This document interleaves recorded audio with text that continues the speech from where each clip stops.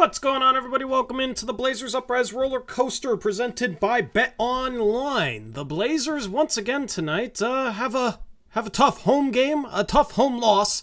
They lose to the Philadelphia 76ers 105-95. Tough game for the Blazers. They have a great defensive outing. The Sixers scored 7 less points than they've scored in their last 10 games. Their last 10 games, they've had at least 112 points. So the Blazers get it done on the defensive end and still lose by double digits. 95 points for your Portland Trail Blazers tonight. 38% from the field, 24% from three. Dame struggled. Ant struggled. Jeremy Grant was like the only player with a good shooting night. And let the meltdown begin. Let the trade Simons begin. Let all the Dame hate begin. I assume this entire stream is going to be a meltdown. Anyway, Eric will be here in a second. He just got home. I'm actually going to hand it over to him solo. Both me and him have been busy tonight, rec league and stuff. And honestly, I am glad to have not watched the majority of this game. I'm just here for the meltdown. I'm just here for the vibes. I'm just here to, give you guys a place and a person to rant at because this is the roller coaster that, if you're a diehard fan, you cannot escape. It's a trap. And here we go, down again, 3 games under 500, just terrible offensive night. The Blazers have gotten off their 6-game homestand to a bad start. But first, let me thank BetOnline, our sponsor for the show. Use that promo code BELIEVE for 50% rewards. Since the Blazers suck in so many of your guys' minds, you can always bet against them and make it a little bit easier on yourself by using that promo code BELIEVE for 50% rewards. Thank you to BetOnline, our post-game sponsor this season. Anyway, chat. I want everybody in chat to give me a synopsis of this game. I want a synopsis, all right? Why did the Blazers lose this game? What went wrong in your eyes on the basketball court? And where do we go from here? I'll just read it off, and I'll see when Eric is ready to go. Hopefully it's soon. But we shall see. Eric was very busy tonight. He watched the first half. Not gonna lie, I heard it was 26-12, then I heard it was 50-28 at my rec league, and I played in the 8 o'clock game, even though I didn't have to. I didn't watch the second half of this game. Didn't want to. Chris Brandlin says, flat attitudes, bad shooting, weak bench. No energy. Okay,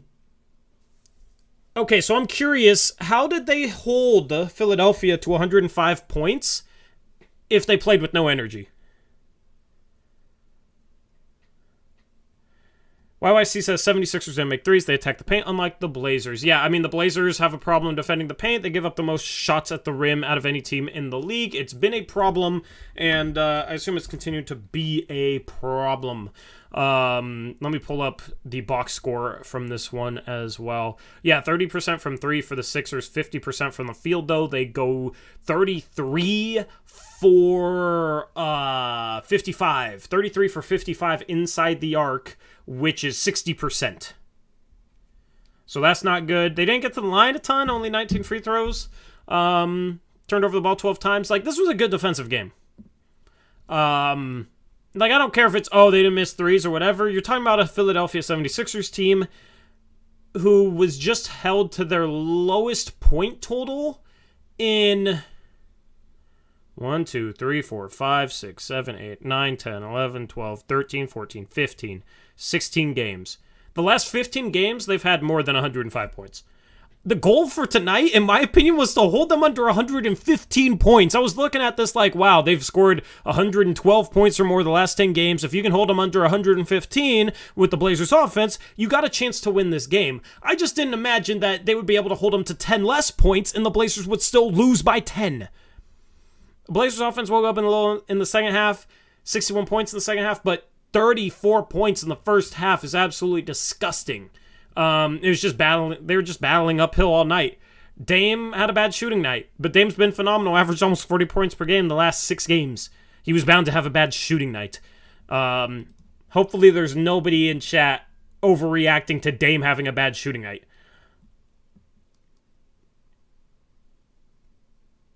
So, I mean, Ant has a tough shooting night. I know a lot of people are, like, hopping off the Ant train and everything. I think Ant's in a shooting slump. Let me pull up his stats for January. Anthony Simons stats. Because I'm actually curious what he's shooting in the month of January. Ant is shooting 31.6% from 3 in the month of January, and that was before this game. He was 24 for 46. Tonight, Anthony Simons from 3, 2 for 7. So 24 for 76. That's 26 for 83 now. In January, 31.3%. Yeah. Ant's not this bad of a shooter. He's in a slump. Okay? Let's not act like this is who Anthony Simons is. The guy that we've seen in January is not who Anthony Simons is. Ant has not had a tough shooting night in all months.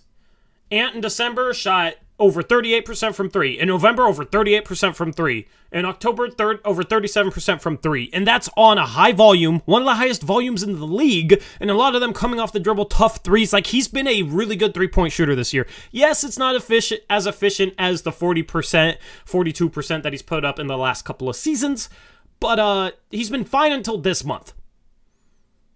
He's also shooting harder threes, so that's why it's probably not as high up in the 40s like it was the past couple of years where he's getting more catch-and-shoot looks. He's in a slump. January's been an awful month for him. The rest of his career, he's been a good shooter. The thing is he's still finishing well in the month of January. He still has solid efficiency even with that bad three-point shooting because he's like 90% from the free throw line, and from 2, he's, I don't know, 36 for... Let me do the math. 36 for 57. Before this game, he was 36 for 57 from 2. He was shooting 63% from 2, if my math checks out. In January, 36 for... So he was shooting 63% from 2 in January heading into this month. So the only area Ant's struggling right now, he's still averaging 19 points per game in the month of January. He's just in a shooting slump, okay? He had a bad game today. Let's stop overreacting to guys that have shooting slumps. Because we all know that Anthony Simons is not a 31, 32% three-point shooter. And if Ant had a normal game tonight, then it's fine. But let's stop overreacting to shooting slumps.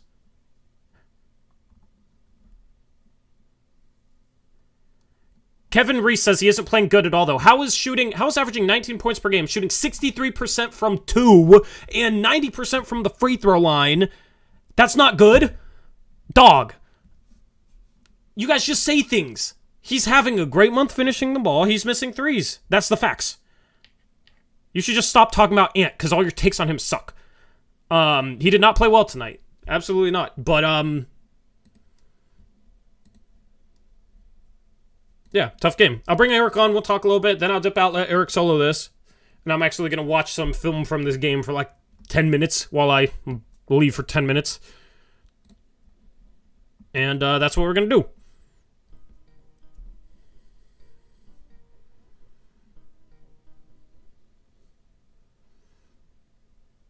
All right, so, Eric, how's it going? We warned people that it was going to be rough tonight with me, like, not watching the majority of this game and you having things to do as well, but you said you were able to catch most of the first half, correct? Hold on. Okay, go. I'm unmuted you. There you go. I watched the entire first half, and then through different avenues, I watched most of the plays in the second half, so... Okay, so you should be able to carry this post-game show for me. Appreciate it. Hopefully. Yeah. Just to warn you, it's going to be hard to carry, though. My back is just like freaking killing me right now. Is it? You had a rec league game today. It didn't go well. Well, no, it went fine. Like, we ended up getting out a win over a really good team, but I got pulled down on a rebound and landed awkwardly. Did you fight him? No, I didn't fight him or anything, but like, I knew once I stopped playing, it was gonna like tighten up, you know. So I just stayed in the game, running around as much as I could, and then as soon as I was driving home, it was just like, oh my goodness, this sucks. Yeah. So anyway, like, Ant's having a shooting slump. He was terrible tonight. There's a comment that says, so we're not supposed to react. This is the peak of the Trailblazers. You're supposed to react to the game. Like, yeah, Ant played terrible tonight. That's the thing, though, is people make a mountain out of a it's more than a molehill. I mean, this team is just wildly inconsistent, and Ant's having had 10 straight games where he hasn't shot the ball well, basically. He's shooting 31% from 3. Eric, I assume you heard all that. Yep. And he's in a slump. He's obviously in a slump. But that's the thing, is people will act like the Anthony Simons we've seen in January is who Anthony Simons is, when we know he's a better shooter than that. He's finishing the ball really well in the month of January. That's just the facts. Like, I can just preach the facts. There's a reason why this team views him as touchable. If he was making threes at his normal clip on top of the way he's finishing, he would be having an insanely efficient month and a great month. He'd be averaging like 23 points per game on elite efficiency. We also have to keep in mind that, I mean, he hasn't played this many minutes in an NBA season. As soon as he started doing this last season, they shut him down because he was too good. So, like, now this is over half a season where he's playing. I want to say he's playing the most minutes on the team. So, and he's only missed a couple games. So that's I mean, it's an adjustment for young players, and he's got to adjust eventually, but that guy's got to be a little worn out at this point. The only thing you can do really is maybe, I don't think you have to sit him, but, maybe not play him 35, 40 minutes a game, every game. Maybe problem is we don't really have many options right now. So just give him a break, or try to run some plays for him and get him going. He's shown flashes of getting it back. Just hasn't been able to put together a complete game in a while. But I mean, I have no doubt that he's a better shooter than what he shot this one. Yeah, he's not a 31% three-point shooter. We should all know this. But the thing is, if people want to be emotional, there's a comment that says, "Look at Torrey carrying ants water, LOL." Guess who the last player I did this with was? Damian Lillard, 7 games ago. When he was in his slump, and everybody's like, of course you're going to defend Dame, he's washed, he sucks, blah, blah, blah. And then 6 straight games, he averages almost 40. Like, almost every time I go on a long dialogue about how somebody's in a slump, they break out of it. The game before, Ant had like 6 straight threes in the third quarter against the Nuggets. The game before, I talked about how he was in a slump the first 3 games of the season, then he busted out of it. Watch, Ant's going to hit like 6 threes next game and go on a tear.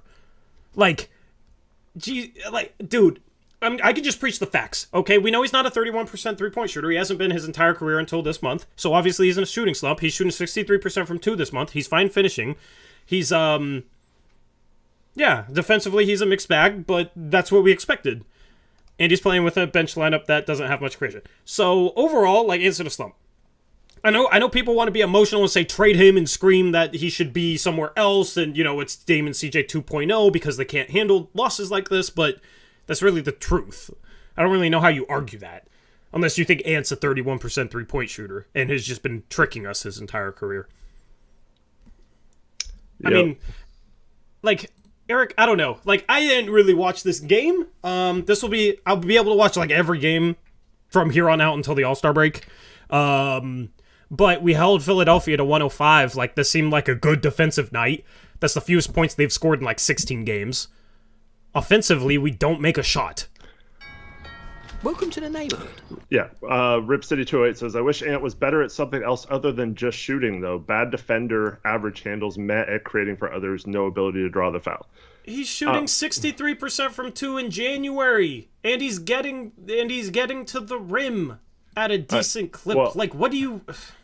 Okay, so, yeah, if you're talking about, like, this is his 4th year starting and he's not getting any better, like CJ, first couple years starting, were actually, like, his best years as a Blazer, at least, like, efficiency-wise and things like that. And then it kind of, like, tailed off, or, some good seasons, some average seasons.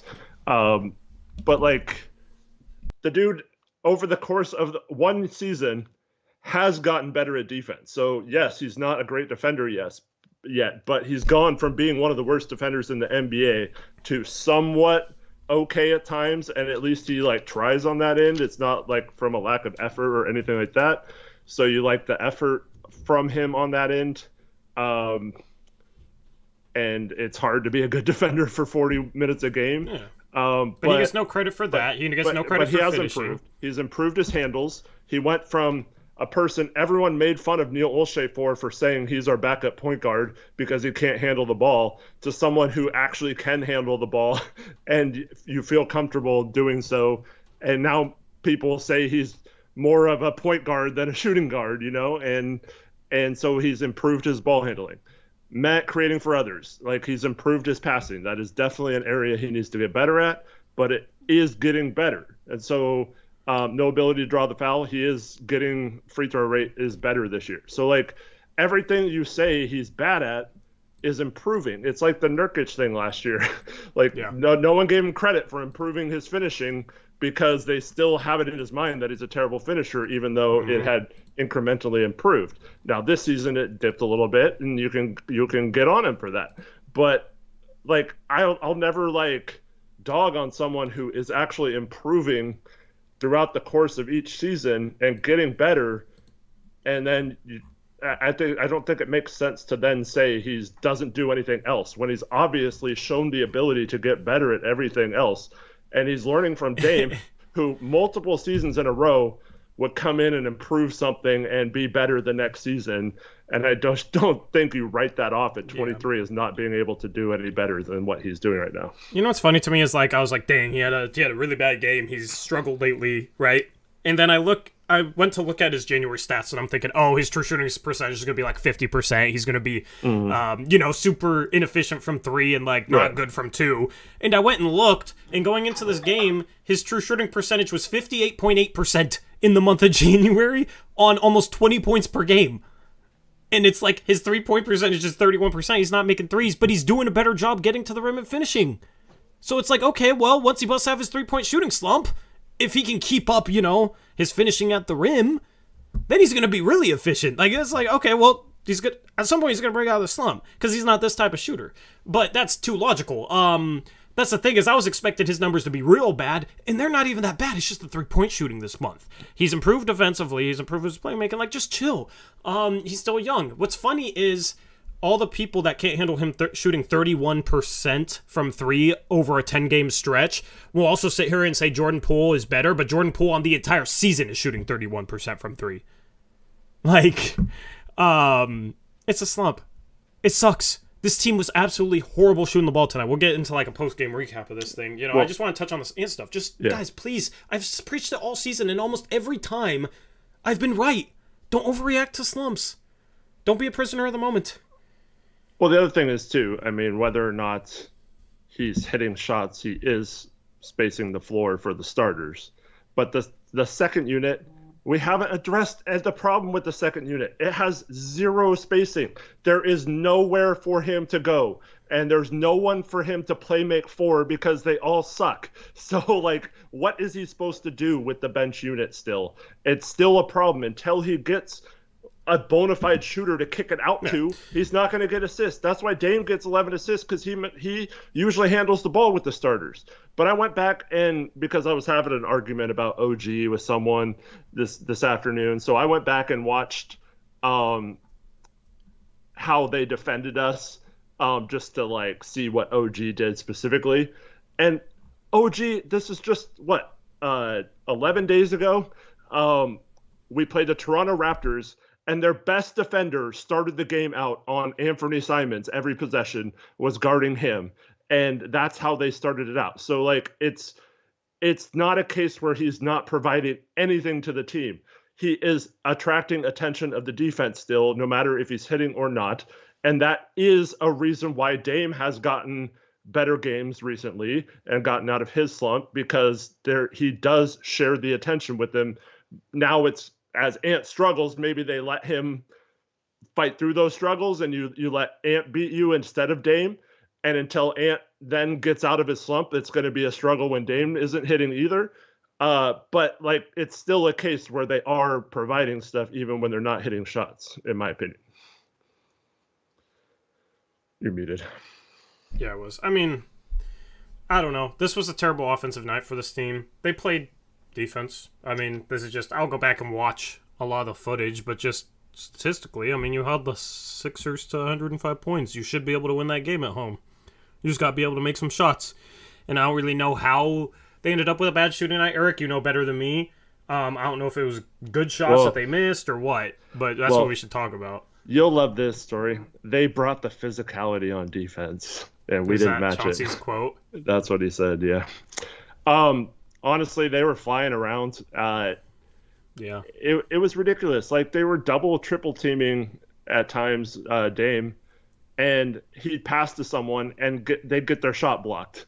Like, it's like 4-on-2, and we still couldn't get a clean shot. They were Is that them? Is that us? They were flying around, man. Like, it seemed like they had 6 or 7 defenders out there in the first half. That's why they're starting Melton over Maxey, is because he's been phenomenal on defense this year. And of course, we got some open shots and couldn't hit a single one. Like, and then 12 turnovers in the first half. Mm-hmm. I mean, that's just uncalled for, and a lot of them were because they pressured and we, wilt under the pressure. So it's tough, man. But like, you can't turn the ball over against a good defense like Philly. Yeah. It led to 13 first half only 13 points off 12 turnovers in the first half, but just losing 12 possessions and only scoring 34 points in the first half, 14 in the first quarter. I mean, you're down 23 and you're fighting uphill battle against a good team. You're not going to win many games. Just like we got down double digits to Denver, it's not very often you're going to come back against Phillies. I mean, I think it's pretty clear they're the best team in the East over the last 20 games or so. I think they're 17-4 in their last 21 games now. And Denver played the hottest Western Conference team. Denver on time is on fire. Yeah. It's not excuses. We're not playing well, and we're running up against good teams. I thought, once we settled down, the defense was pretty good. In the first half, it sucked because Nurk got 2 fouls right away. And then when he came back in, he got his third pretty quick. And then, Eubanks actually did a pretty good job on Embiid, but, he was just, isolating him every time and going at him and stuff, and it's tough. And then on top of that, this is something that I wanted to mention.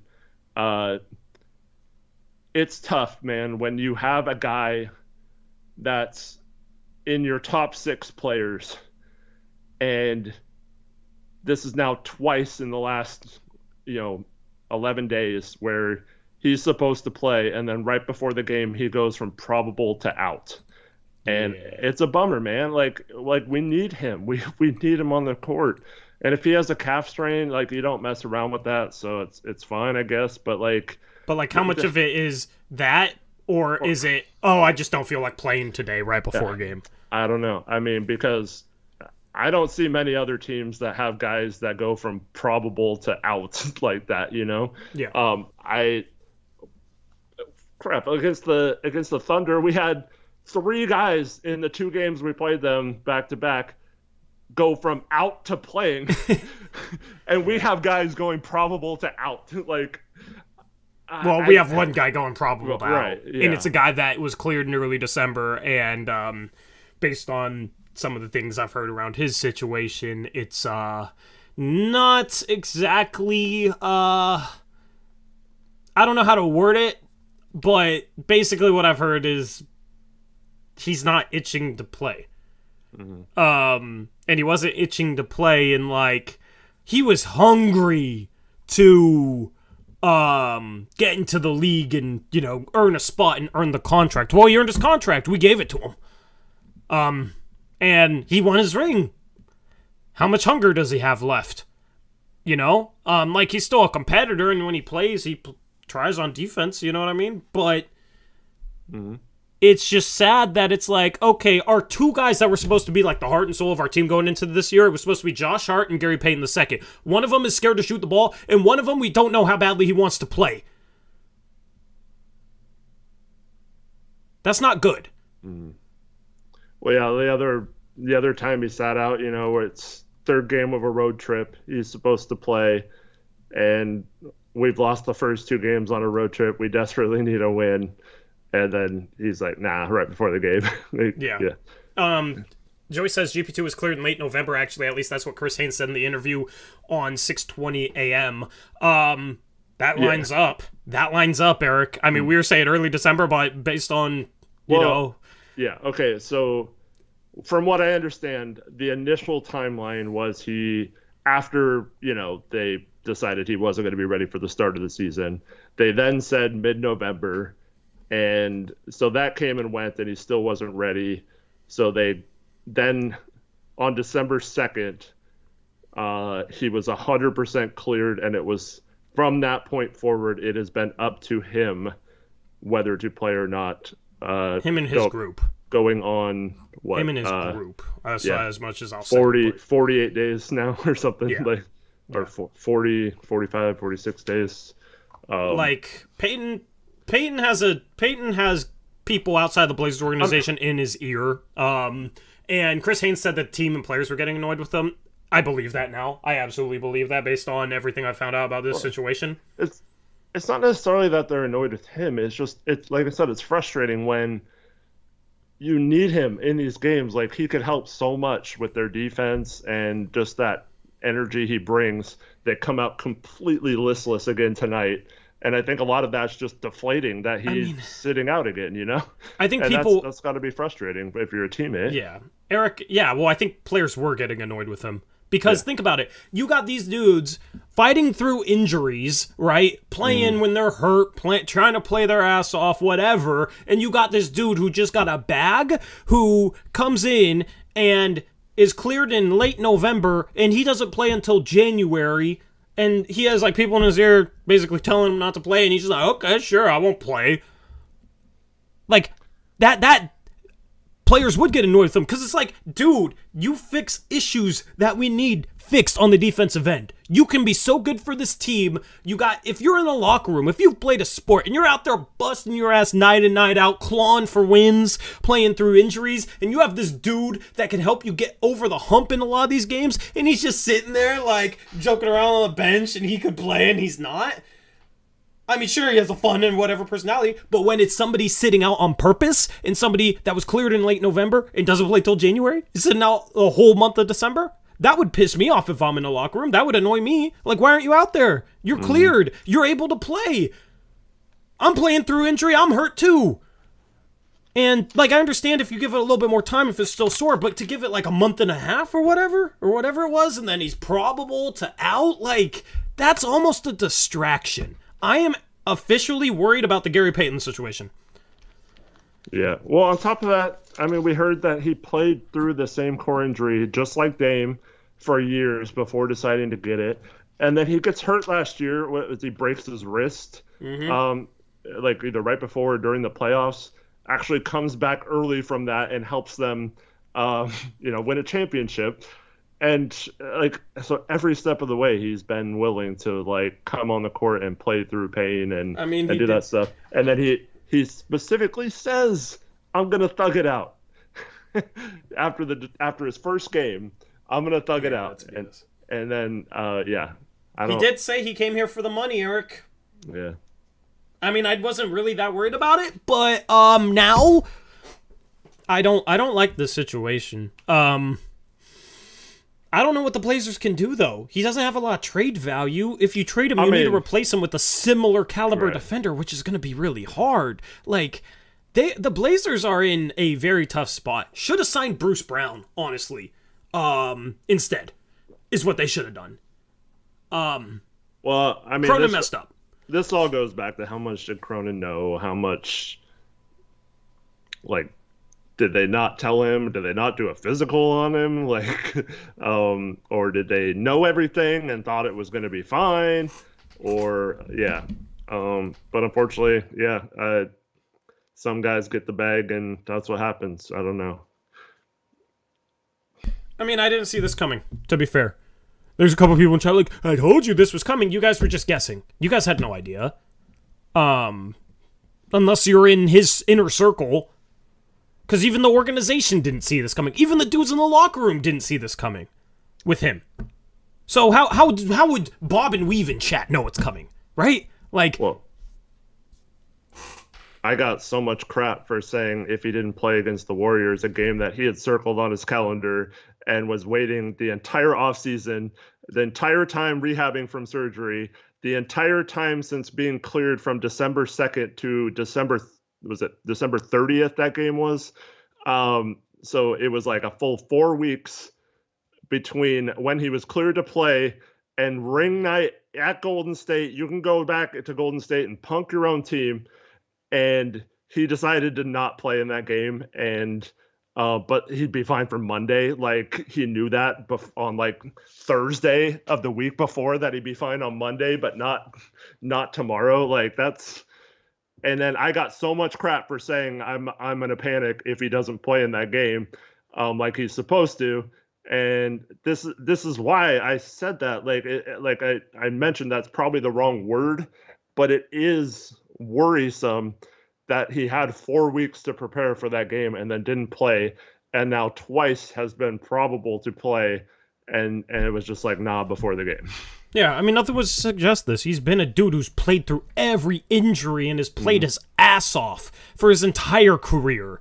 Like, nothing would suggest that he would completely go the other way on that. So, yeah. Anyway, it's a problem. It's a problem because it kind of gives the team, like, he's an energy guy for this team, and you're expecting him to play, and right before a game he ends up being out. That kind of sucks the energy away from a team. Yeah. Like, and people were saying, oh, the team came out flat, this and that. My question was, okay, well, how do they play with no energy but still only give up 105 points? Like, I'm not saying they played with energy or anything. I'm just curious how they managed to hold the Sixers to 105 points without any energy. But at the same time, they started this game terribly. Yeah. Well, I mean, they came out in the second half and held them to, 48 points in the second half. But so 61 to 48, yeah. But like you mentioned, I think it was before he came on, if you would have told me we were holding them to 105, I'd feel pretty good about our chances in this game. They haven't scored less than 105 in like 16 games. Yeah, so it's tough, but yeah, they can absolutely. It was before the season. I went on with Samson Folk for the Raptors, and my theory last year, or like the last couple of years with the Raptors, is they didn't have like actual injuries.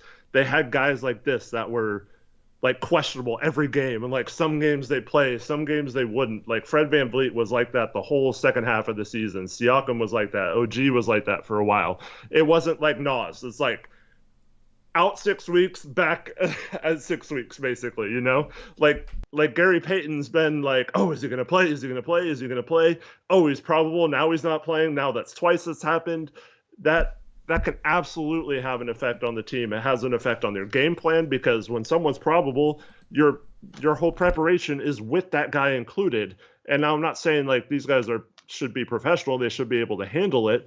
But this is now like, twice that he's actually supposed to have been played and he didn't. And now it's multiple weeks of him supposed to be already back in full strength and playing, and shouldn't be on a minutes restriction anymore by now, and should be just like a main part of this rotation and team.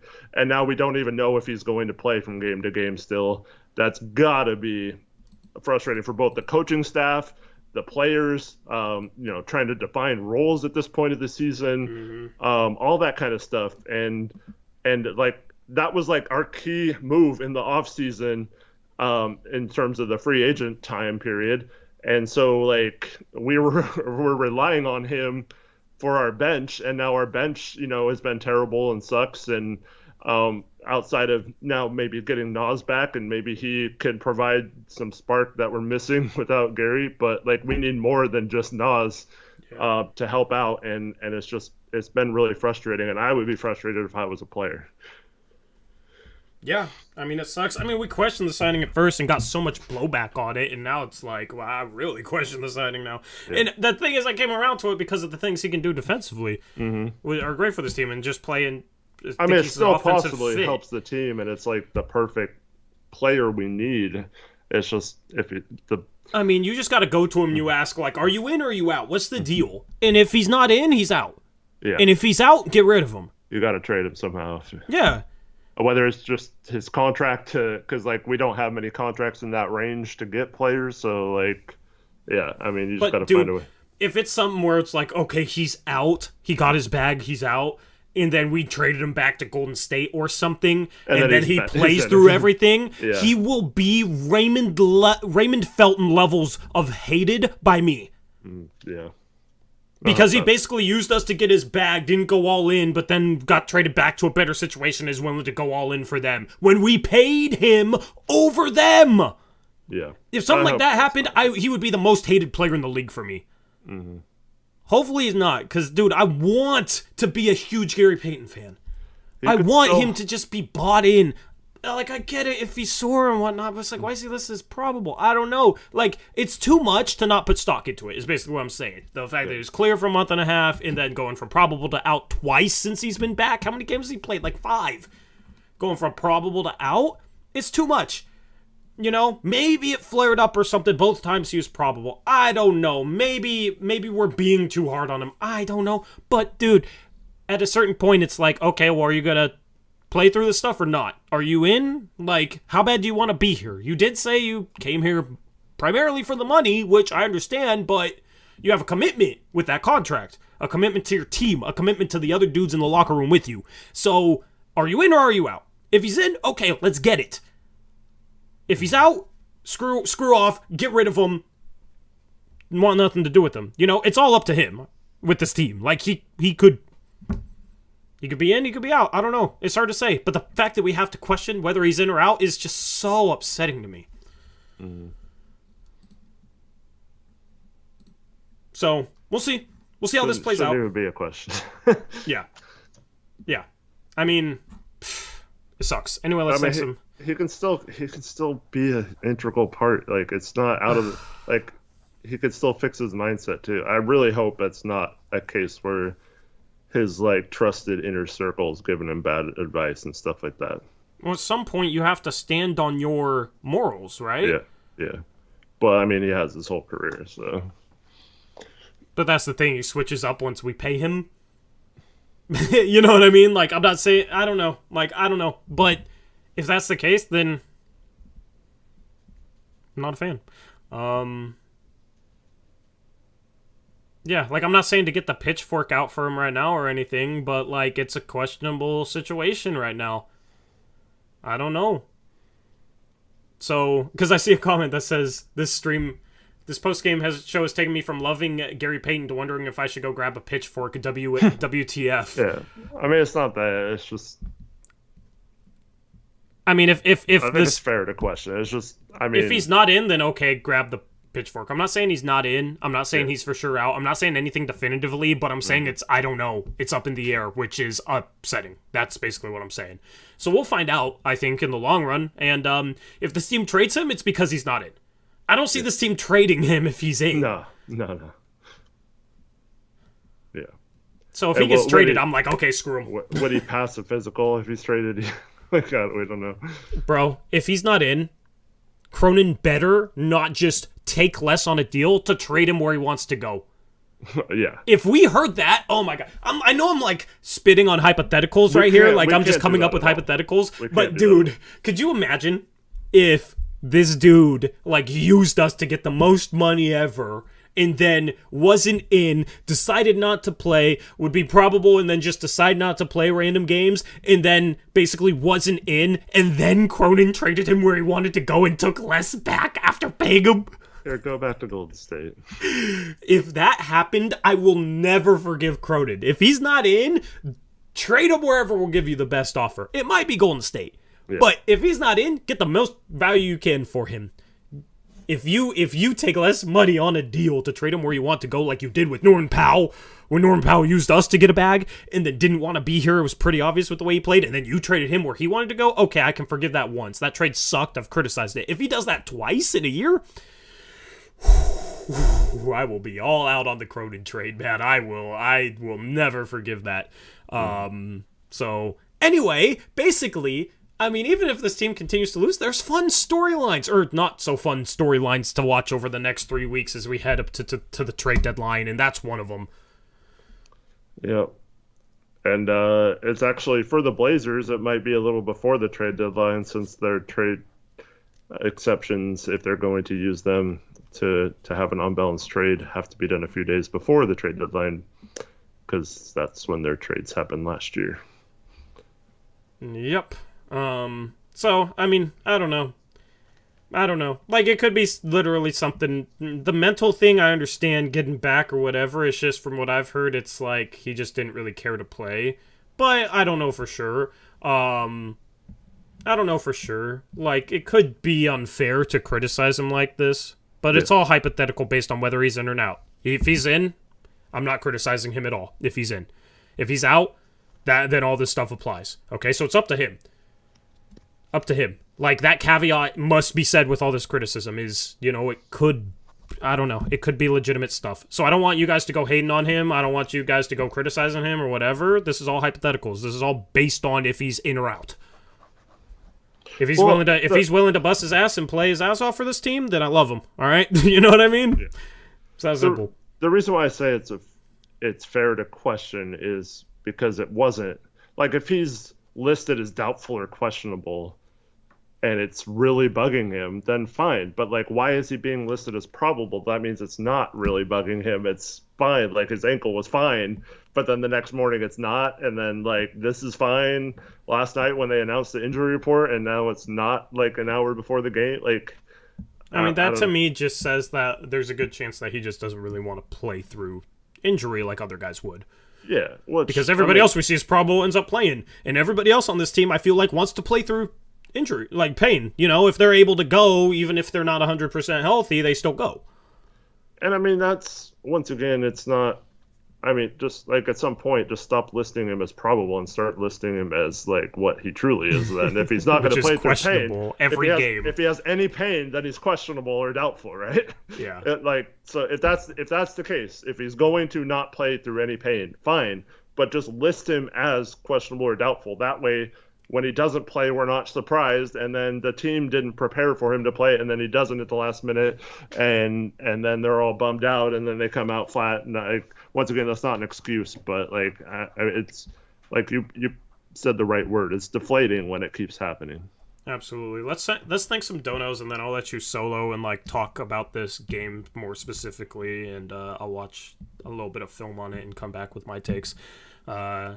Shout out to Chris Brandlin, $5 dono, says, it's not voicing frustration that's out of place, is the ridiculous trade them all takes. That's in regards to the Anthony Simons conversation earlier. Sorry, Chris, we took so long to get to that. Just obviously had some pretty serious conversations so far in this stream about Simons and about Gary Payton II. Thank you, Chris, for the $5 dono. Appreciate you supporting the channel as always. And yeah, it's the Simons, I understand criticizing him for missing shots, but, like, that's the thing is, if he's missing good shots, you can't really criticize him. Like, he would be making shots if he wanted to make shots, you know what I mean? So if he's taking good shots and he's making all the right decisions, right plays, like, and it's not because of it, I can't criticize him for that. If he's taking a bunch of bad shots and shooting poorly because he's taking a bunch of bad shots, then I can criticize that all day.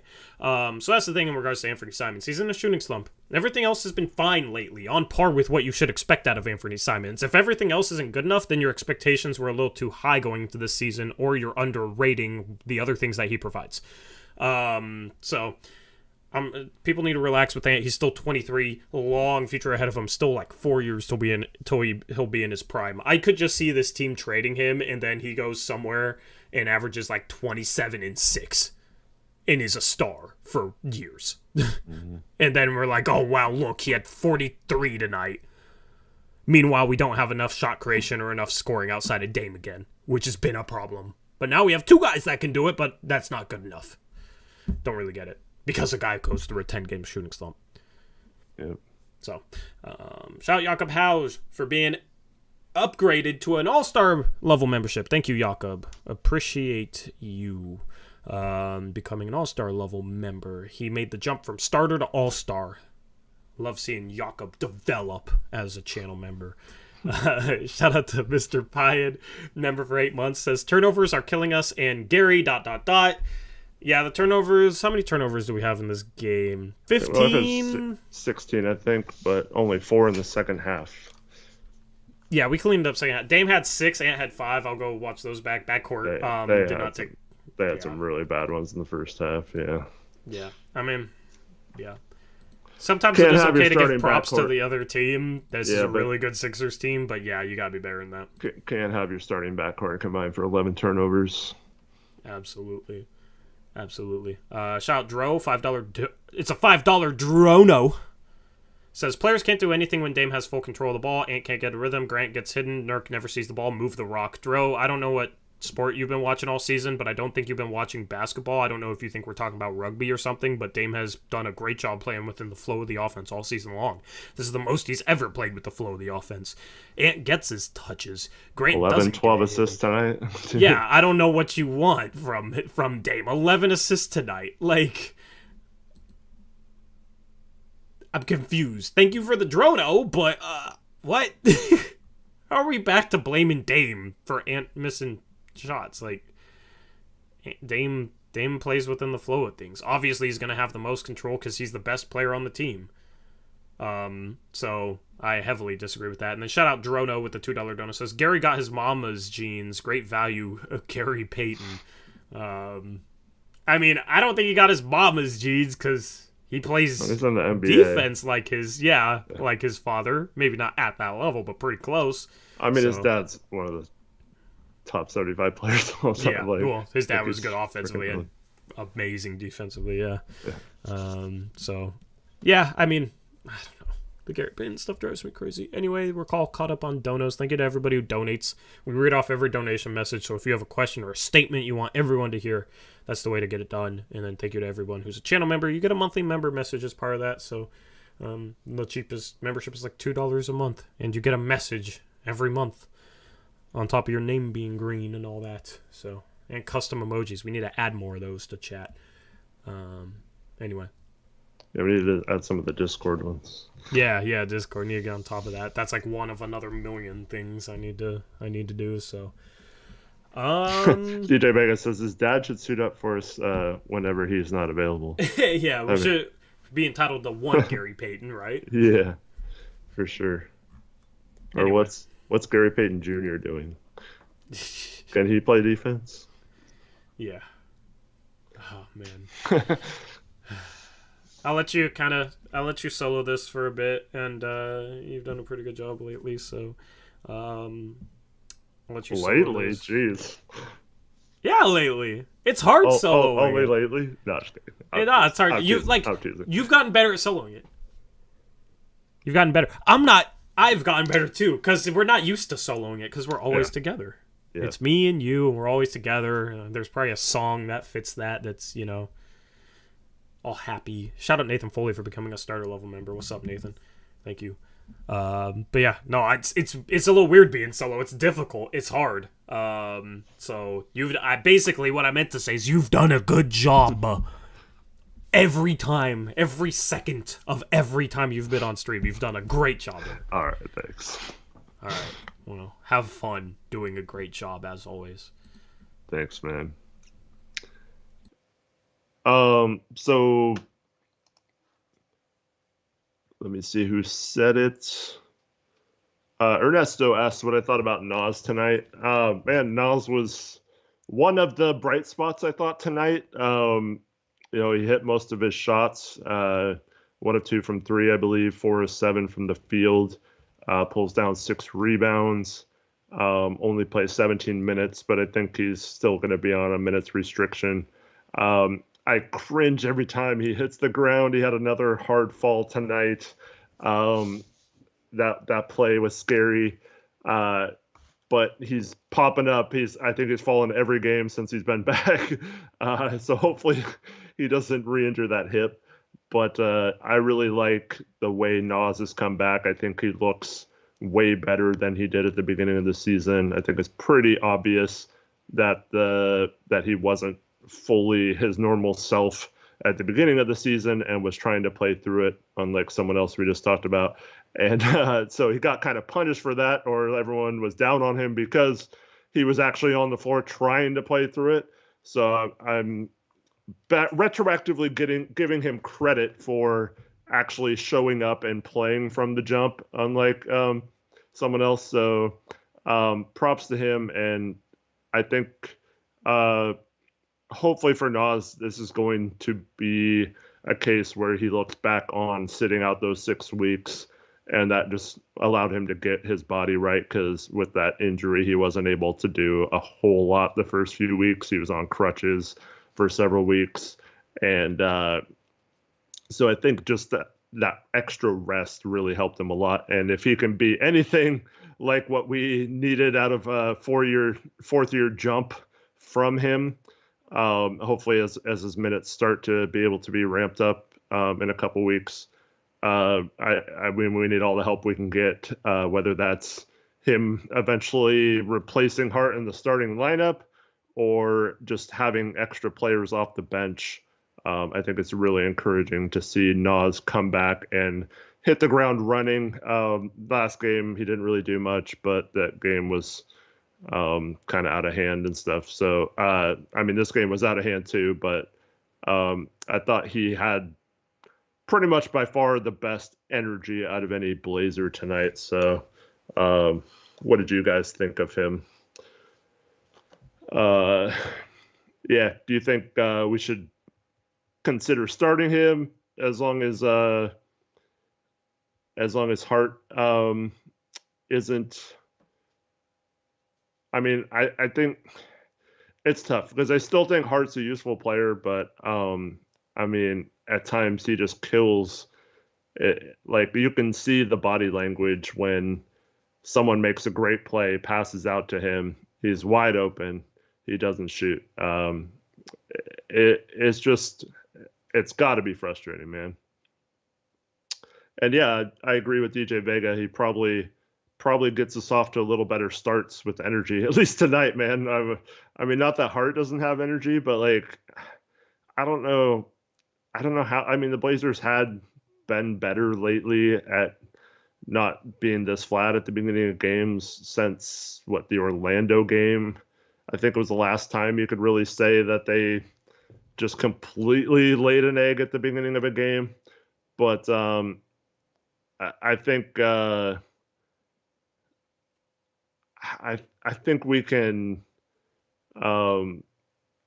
do better at the beginning of games. It's just like they just come out like Chauncey said it. The other team comes out physical and flying all over the place. Like, why aren't we playing like that? That's the way Chauncey wanted us to play. It's so frustrating, man. That's exactly the way they came out at the beginning of this game.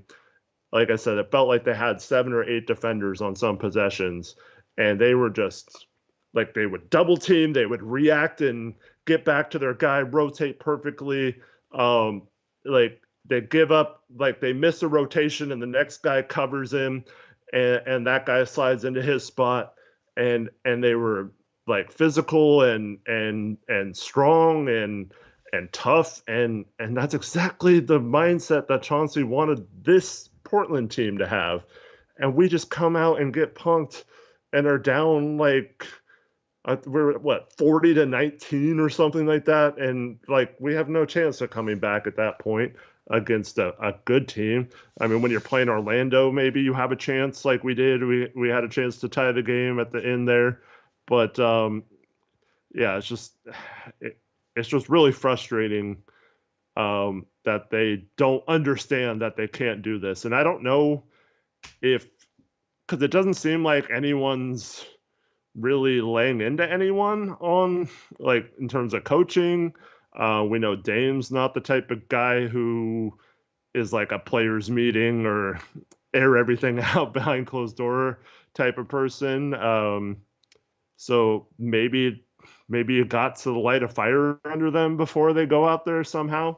But I mean, when Nurk went out with the second foul, and it seemed like Embiid was just like toying with us, like completely, like he was just like trying to clown, and he didn't like necessarily make any shot, but like we do nothing to like stop him or like get mad that he's doing this kind of crazy stuff and like trying to ISO Eubanks every time down the court and stuff like that.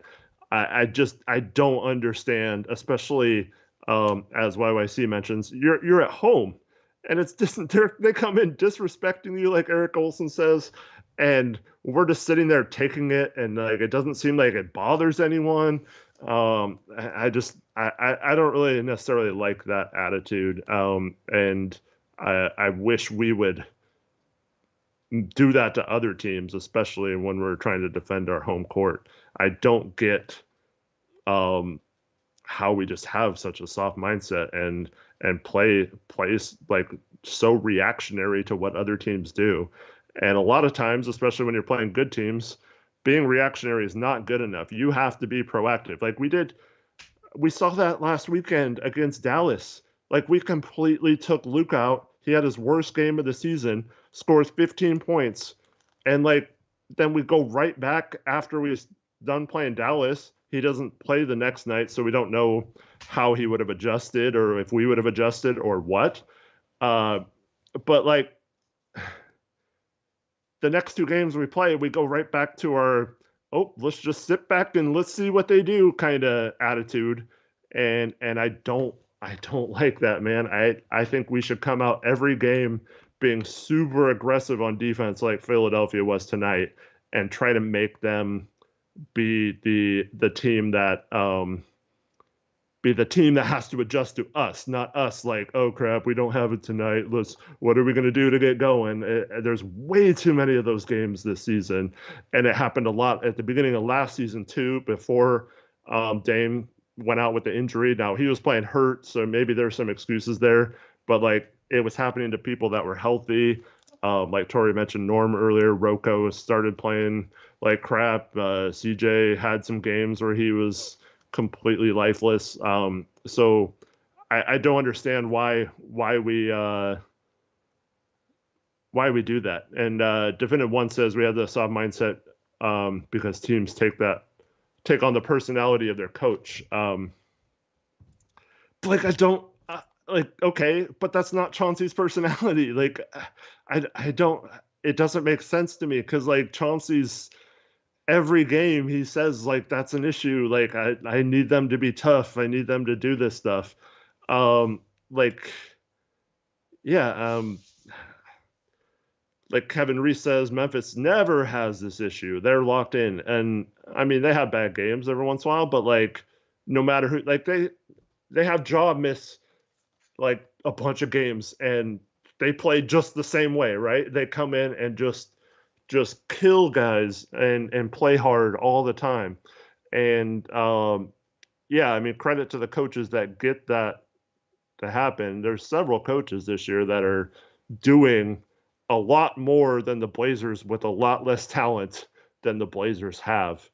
And yeah, it's frustrating. But you can't just play hard though, New York Blazer fan. Like I mean, some of that is like fake playing hard too, because like he's for how hard people play. Like I mean, this isn't a knock on Eubanks because like I said, it wasn't his fault tonight, but like that's an example of someone who plays hard, but it's not necessarily like yeah, there's times where like just playing hard is energetic and it can lead to good things happening, but it can also lead if you're not smart about it to being out of position and you know, like giving up easy shots because you flew out to guard someone you weren't supposed to guard and then you're not there for a rebound, but it looks like you were really showing energy. Because like Trent does that a lot. Like he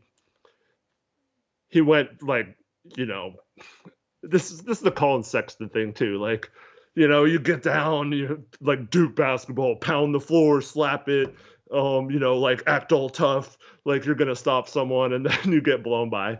But it like that kind of stuff, like analytically, Colin Sexton hasn't been a good defender, but like some people think he is because, oh man, he's so crazy out there and he gets up in you and stuff like that. So, yeah, I don't know what the answer is, but I don't see that as his personality. So, I mean, it could just be that this happens. I mean, there's multiple examples through the history of sports where a good player or a player that played the right way just doesn't know how to teach that to players that aren't him.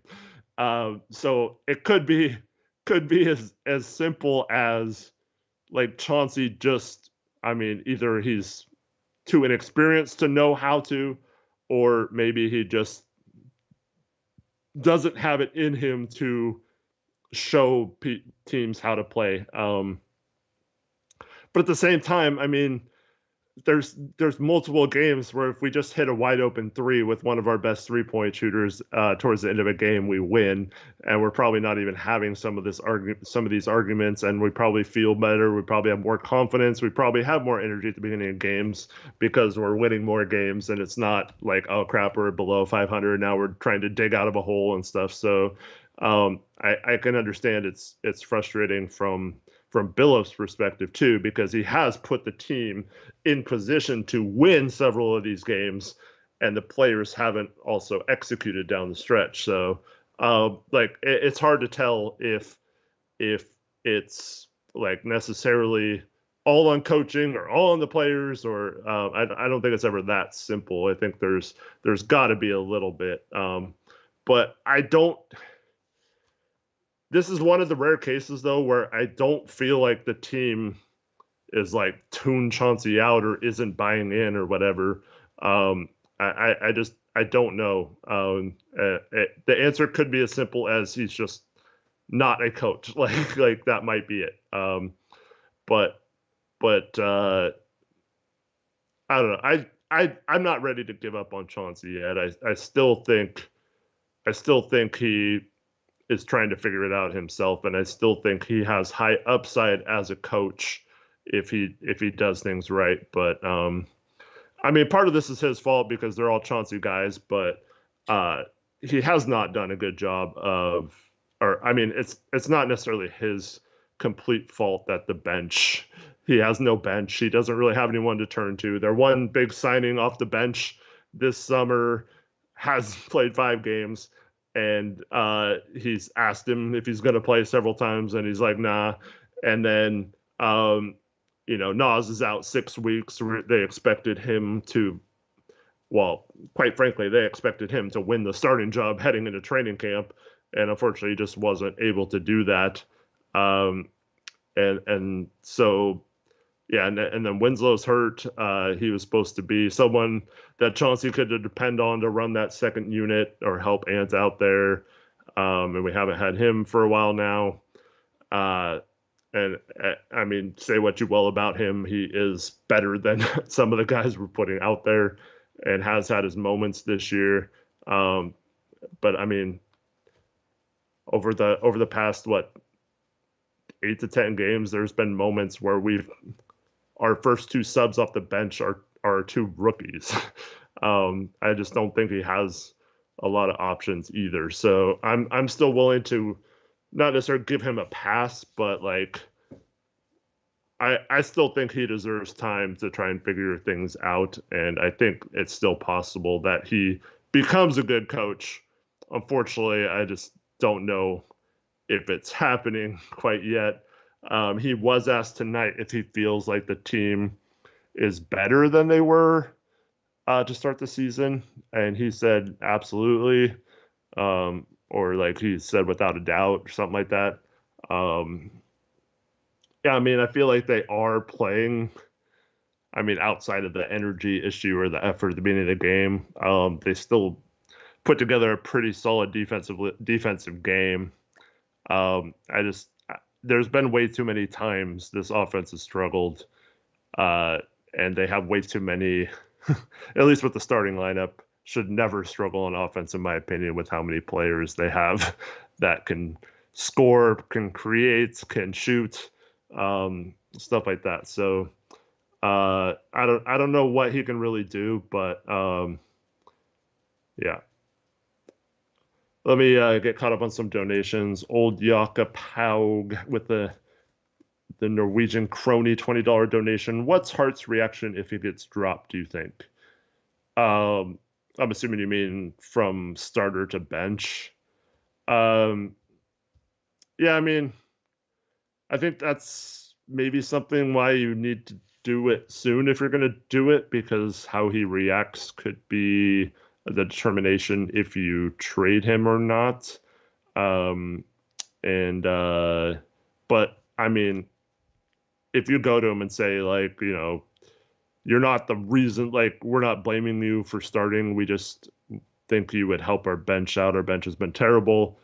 Hopefully he has a positive mindset about that. He's come off the bench at other places in his career. He can play maybe a more natural role than, you know, if he's not feeling comfortable shooting. But I mean, at some point with Hart, he's either got to shoot his normal amount of threes that he shoots, whether he's making them or not, or he needs to, or Chauncey needs to do something with it. So it could be as simple as, hey, if you're not averaging 7 3-point shots per 100 possessions by this date or over the next 5 games or whatever, I'm going to move you to the bench to see what can happen. And maybe just having the confidence in him, like, I want you to shoot, like, please shoot 7 shots a game. Maybe that can get him going and get his confidence back on those threes. That's the only thing I can think of to do with him. But if he reacts poorly, like Tori said with Gary Payton, like, I mean, you gotta deal him then, because that obviously means that we're probably not going to re-sign him next season.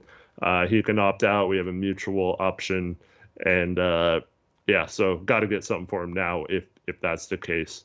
But I think that's reading too much into it to think that Hart would be upset or anything. He's been a really good teammate and player for most of his career on several different teams.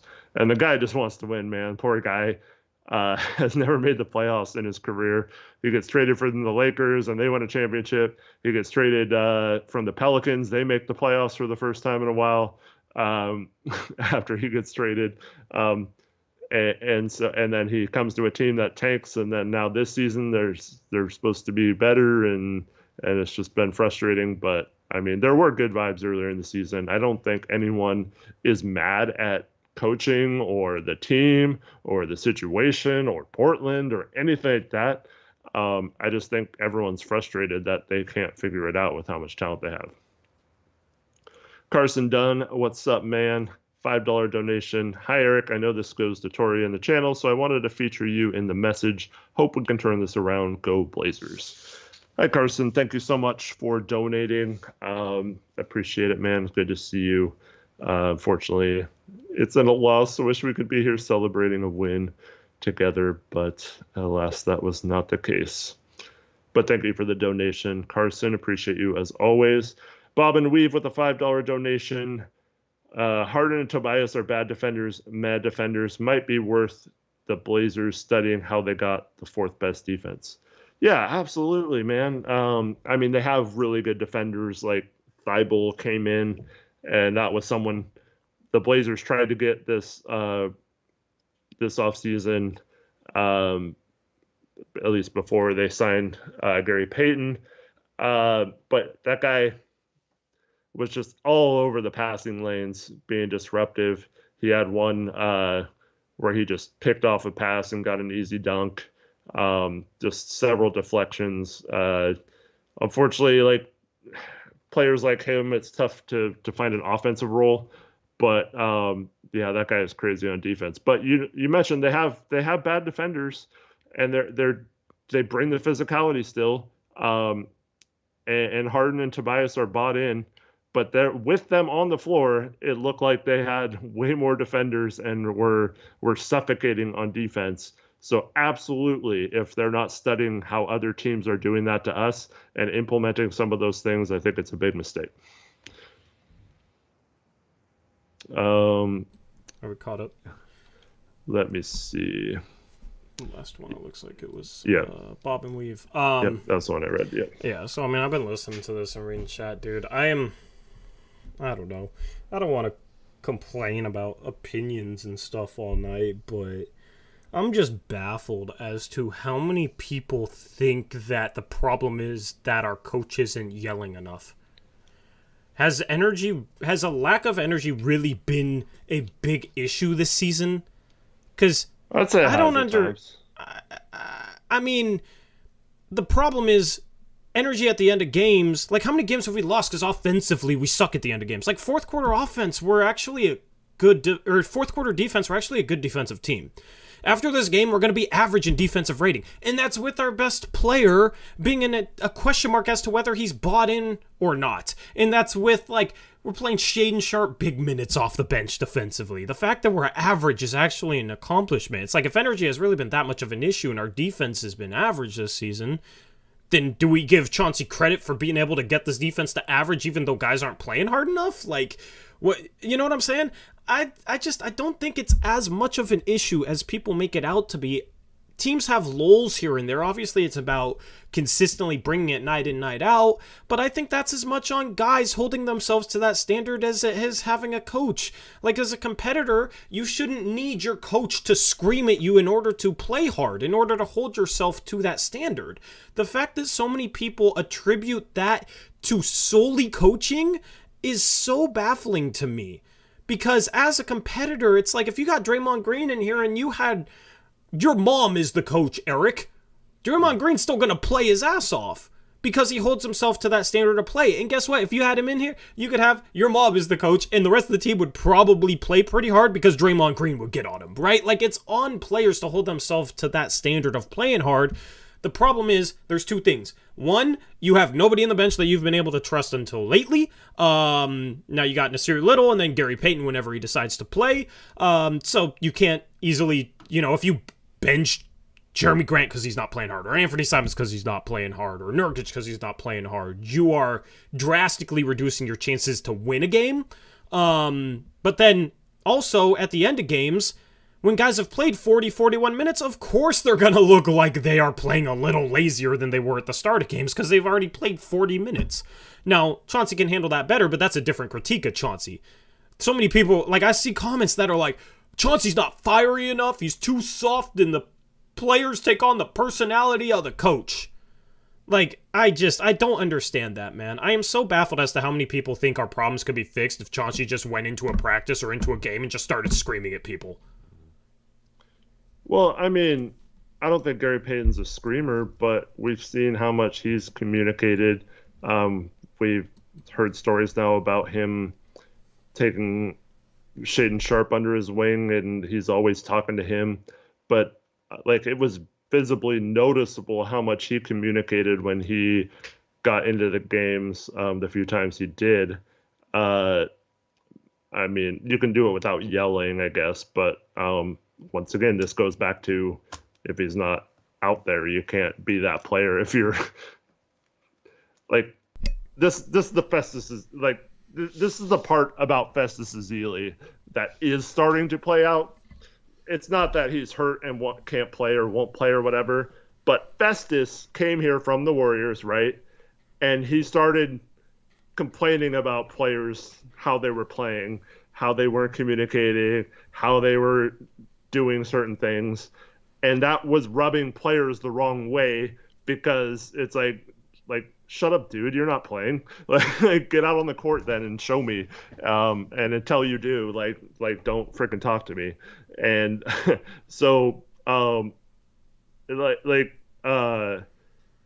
thing is, I think maybe like especially tonight when he doesn't suit up. And I hate to bring it back to Gary Payton, but like, then, like when he starts to talk, maybe it's like it's weird then, but they don't really have a lot of players that are truly like generals out there that will communicate and lead them and stuff like that. And like, even if Nurkic is like, there's only so much he can do if people are constantly breaking down. But when all's said and done, whether it's coaching or players or whatever, like the stupid turnovers, man, like it all comes back to that because 12 turnovers in the first half, several of them are just like cross-court passes leading to easy buckets at the top of the key where they easily pick it off. And that's not on Chauncey. Those types of turnovers are absolutely not on Chauncey. I'm tired of people putting that on Chauncey. Too much and oh, this is what happens when you have a free-flowing offense. Like, none of that stuff applies. It's just dumb passes that shouldn't be thrown. and they're lazy passes that are too soft. They need to be hard or bounce pass, and they're when they throw like a lob pass or whatever, and like every game it seems to be happening, and then it's like, oh great, here we go again with the stupid turnovers. And it's not just one person either. It's like so hard to like blame any one person or coaching or one player, because like it's like everyone's contributing to the stupid turnover problem and making dumb decisions, and it just kind of snowballs, and sometimes it's just as simple as that.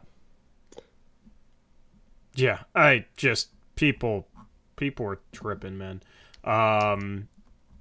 Like I don't understand. So if turnovers are our biggest issue, and it's players just making terrible reads, terrible decisions that they absolutely should not be making at the NBA level. Like, it would be a bad decision at the freaking high school level. Like, cross-court passes, when there's a defender nearby of where you're throwing, are so risky. And it's like a lot of times, what's the reward? You just flip the sides of the court, but that player doesn't have a specific advantage. Either the pass is going to be picked off or the defender isn't going to go for it and he's going to be in front. Like, that's the thing.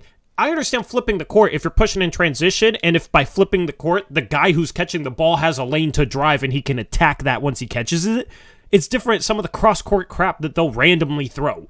You know what I mean? It's like, doesn't it create an advantage, and it's risky, there's no reward from it, and the risk is that it's going to get picked off and turn into a layup the other way. You know what I mean? That's not on Chauncey. Like, Dame has been sloppy this year, and it's because he's A, struggled at making certain reads, B, certain guys aren't good enough at knowing how to space the court properly, which I'm sure Chauncey is working on them with, but it is something that they should know how to do at the NBA level. Like, don't stand on top of each other, you know what I mean? Like, you gotta know where to cut and then filter out to, that sort of thing. Like, it's basic stuff that players just gotta be better. Like, if it's high school or college, like, I understand critiquing the coach because that's the point where you're learning how to do that stuff. Once you're at the NBA level, you should know as a point guard, especially like Dame or even Ant, you should know not to make some of the dumb turnovers they end up making. But people just automatically blame it to the coach, and they just sit here. And there was a criticism earlier from Definitive One who just criticized the hell out of Chauncey. He says, I just need to see him try something different. Okay, well, what do you want to see him try different to have them not make all these silly turnovers? Just never pass the ball? Because I guarantee you that's not going to work. Defensively, we're average. It's like, defensively, we're average without our best player. I don't know how you can critique Chauncey for anything on the defensive end outside of some of the matchups. Like, this team has been solid defensively. I don't think this team has met my expectations defensively. They haven't surpassed them, but they've pretty much met them, considering the Gary Payton II thing. So it's the offense, and it's the main problem with the offense is the turnovers. Yeah, Rip City Highlights says Corey Jez said we were getting better percentage shots than the Sixers tonight, but people still blame Billups. And that's actually been the case in a lot of our losses this year. Like, we actually have much better shot quality than in years past. This team needs shooting, though. They need shooting. In terms of creation, Ant's not quite on CJ's level yet. That's like probably the one level he still has a little bit to go to catch him. And like CJ could create. Outside of that, we have we have three shot makers in our starting lineup. Grant played pretty well tonight, so I don't necessarily. Maybe you could utilize him a little more when the guards are struggling. Maybe that's something they can do. But I think it's apparent they need a shooter that they can mix in from the bench that can space the floor and hit shots and make teams pay for double teaming. And unfortunately, right now we have a small forward who is too hesitant most of the time to make teams pay for that. And when he does take it inside, like he's not finishing as well as he has in previous years when he was one of the best finishers as a guard in the NBA. So it's a multitude of things. And then, Nurkic has had his moments where he struggled with turnovers as well. So playing through him more sometimes lead to more turnovers as well. So I think this team just needs like a shooter and a defender, and Gary Payton could be that defender that vaults them into, from average defense to maybe, just slightly above average. And that could be good enough if they get also a shooter that can help just calm things down, hit a big shot when no one else is hitting, get a kick out three when like Hart might have hesitated and traveled or turned the ball over or missed got caught in traffic in the paint and didn't get off a good shot. But if we had a shooter out there, so I still think this team is savable if they make even just slightly better moves at the deadline to bring in some of those pieces. And I still think it's easier to do that than to bring in the three levels of talent that we have in our starting lineup with Ant, Dame, and Jeremy Grant. Like, there's not really a move out there that's going to improve how good we are on our top three players, in my opinion. And that's why I wouldn't move any of those three players. I think you still need to give them a decent chance with a better 7 or 8 man rotation than they're getting right now. Yeah. I mean, I don't know, man. Like, what do you want to see differently? Because it's frustrating because we criticize Stotts, but we'd always say, I want to see this, I want to see that, I want him to try this, I want to see him try that. We still got so much flack for it, even though we were suggesting things that we want to see happen differently. But now, people come in here and just say, I just want to see him figure it out and do something differently, otherwise he sucks. I'm paraphrasing, but that's basically the attitude from so many people. Like, what do you want to see differently? Please tell me, because I'm not sure he can get much more out of this defense. Like, this defense is, in my opinion, is playing pretty close to what they're capable of. Unless you think this roster is a top 10 defense, which at that point we just disagree. I do think he could do some of the things that he's talked about in the past to be tougher, more physical, and that's trapping more like we did against Luka, taking teams out of their strengths, flying around faster, having a wrinkle every game. Like, this game we're going to try this for a couple possessions at the beginning, just like super aggressive game plans. I still think that should be the mindset. And if it doesn't work out, it doesn't work out. At least you are trying new things. But I would like to see a little bit more. I feel like outside of the Dallas games, they do fall into just the base defense way too often. And I think Nurk has shown the ability to trap. Grant can recover better if he has a hard hedge from the big. If they're not auto switching, I think Eubanks could be a little more effective on defense. If that's not the game plan for him to just auto switch and get on an island. So I would like to see some of that stuff, but in terms of just basic stuff, I agree that there's not a lot more they can do. Yeah, I mean, I don't know. Like, I asked for what do you want to see differently. I have a comment that says, lineups, coverages, schemes, ball movements. That's what I saw from a comment.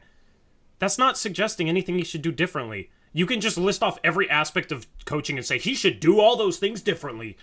You're not suggesting anything specific.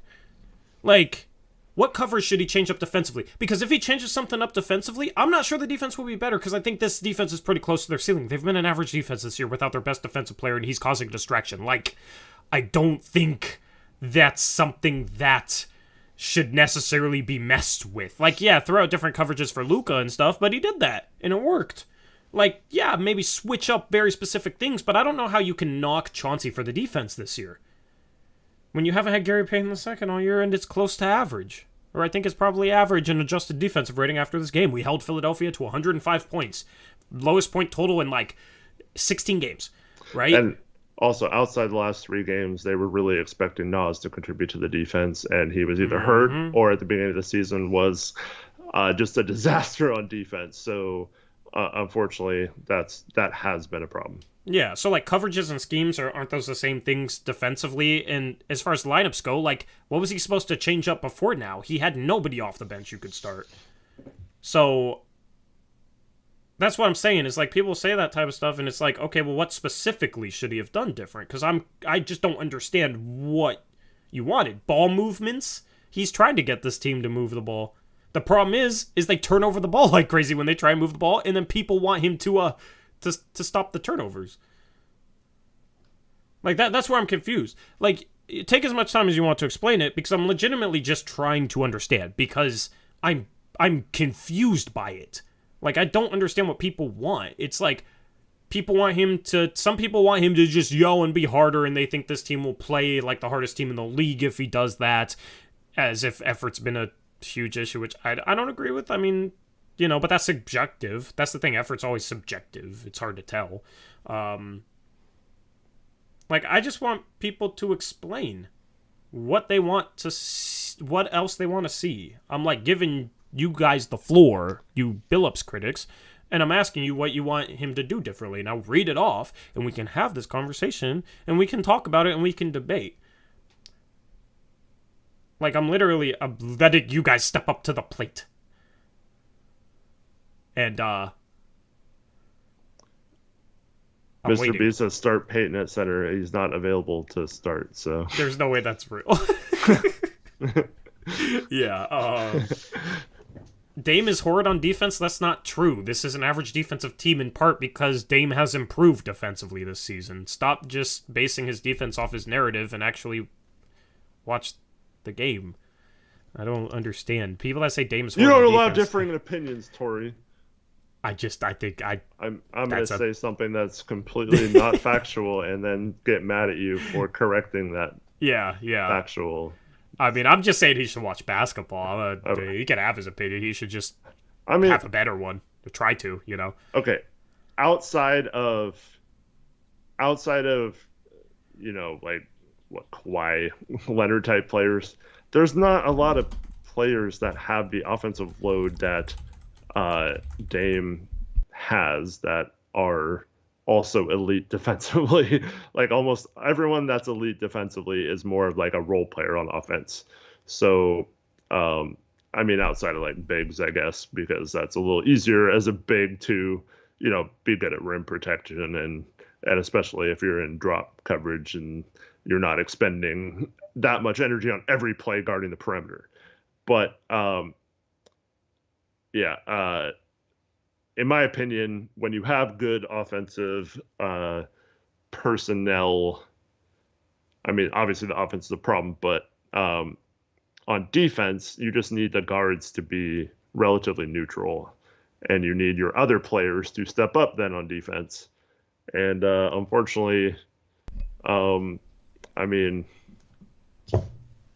that, like you said, the defense isn't that bad. It's not like a lot.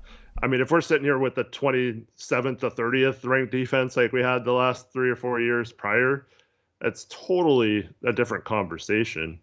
But unfortunately, right now, I think it is a case of this team is worn down. They can't possibly play the style they've been playing, the minutes they've been playing, the rotations they've been playing for a full 82-game season and expect it to just figure itself out. I think they need some reinforcements, whether that's as simple as getting Gary Payton back and having a little bit of players. But yeah, I do think they need help, and Cronin needs to make a move. It doesn't even have to be a big move. You don't have to go all in. You don't have to like ruin your future or anything like that. Just get this team a shooter and a defender off the bench at the trade deadline. Be happy with that and see what happens. And that's all. I think that's all you have to do. I think that he could have done a better job with the bench this summer. He didn't, but he needs to correct that before the trade deadline. Yep. So there's one thing that I've said multiple times, which is, where was it? Because props to somebody for coming up with something.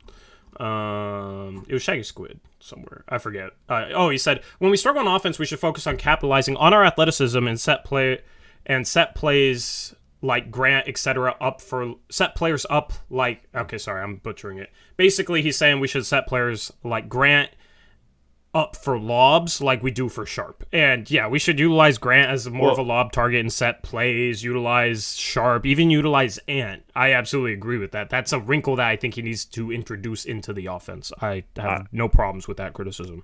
I mean, the last few games, including tonight, they did run a lob play for Grant, and almost every time he's fumbled the pass or hasn't caught it cleanly. The dude can't catch the ball high, apparently, because he can't rebound. Well, it's not like a lob. He's not like a lob threat. I do like they ran that action where he the problem is sometimes he's too far under the basket, but if he kind of starts towards the middle of the paint and seals the guy behind him, the defender, they have had nice plays where Nurk from the top of the key throws it over the top to him. I think that's something they should exploit more. And then defenses might have to collapse, and that might lead better kickouts to open shooters. But I do think they need to do a better job of utilizing Grant. And as long as it's not just straight him going one-on-one all the time, it's more near the basket. I do agree with that, yeah. Yeah, and then there's a comment that says, I've never seen a YouTuber tell his members they can't say something the way they would normally say it. If Hart blew a play, I don't got to explain how I would have executed it.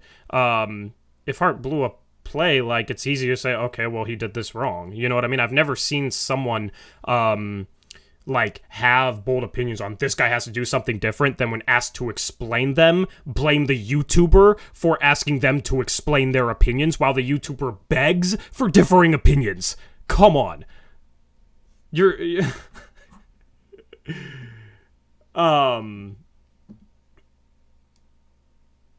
yeah, so okay, here's one. All right, let's go. Let's get it going. Definitive one, man. I'm just asking you for the reasons behind your opinions. If you can't come up with the reasons, I know it's a lot of typing. I'll give you all the time. It's hard to type. But like, dude, you could type. I know you could type. Trust me, I know you could type.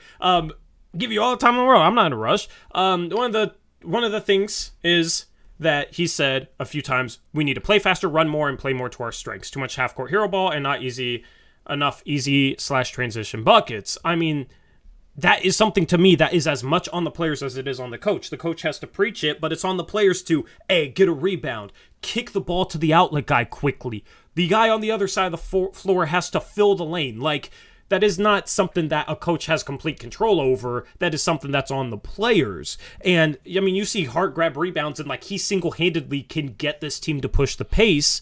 Like, players are in control of that. And I feel like he has been trying to preach that at times, because I've seen Dame at times play a little faster pace. He's still a guy that loves to slow it down, though. That is like maybe one of the biggest criticisms you can have with Dame is he doesn't get out and run enough, because he gets good shots through that. The team should absolutely play that way, but I think if you're going to say that Chauncey's the reason why they don't, I don't know if that's completely fair. But that's the thing, is we can disagree on that. Like, I just think that players are responsible for a lot of the things about getting out and running. Well, I mean, for 3.5 years, we've been talking about how they need to play at a faster tempo, so we probably agree on that. One of the things, though, this year has been different than previous years in that, I mean, this all comes down to what we expect of players. If you expect Dame and Ant and players like that to be good on defense and give as much energy as possible on that end, I mean, it's only natural that they're not going to have as much energy to then push the ball in transition every time. And now the bench unit, they have no excuse, man. They should get the ball and run every freaking time, because I think that would really help them out, because they can't do anything in the half court. So I would love to see the bench come out and run. It would help to have Winslow, because he's one of the guys who can grab a rebound and just go. I do agree with that. But again, there was a player brought in to push the tempo, and he's choosing not to play. So this once again comes back to if we had Gary Payton too with the second unit. That's the guy who absolutely pushes the pace. Whether it's in the half court with how crisp and how intelligent he is with his passing, or how he can get the ball and just dribble up the court or get a steal and push the tempo. So once again, we're missing that aspect of our team when he doesn't play as well, because that's one thing that he's been absolutely brilliant at so far when he has played, is like he's an intelligent player. He knows where he's going with the ball before he even catches it. It never sticks to him. When it does stick to him, he's like, you can tell he's just looking for someone to get open or move or do something. And we need that type of player. And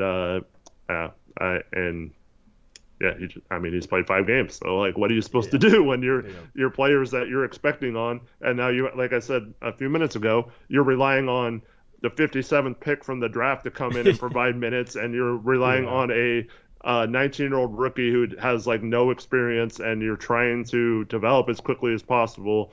Like it's just, some of these things are kind of out of their control. Yep. And then, by the way, this is going to be the end to this, because there's a comment that says, the guy I've been asking for his opinions, just to explain what he wants to change. He says, I've explained plenty, but you obviously haven't seen them. Look through my comments or don't. I've been trying to read every single one of your comments, and I'm asking you for your opinion. Obviously, it's hard to see every single comment you type.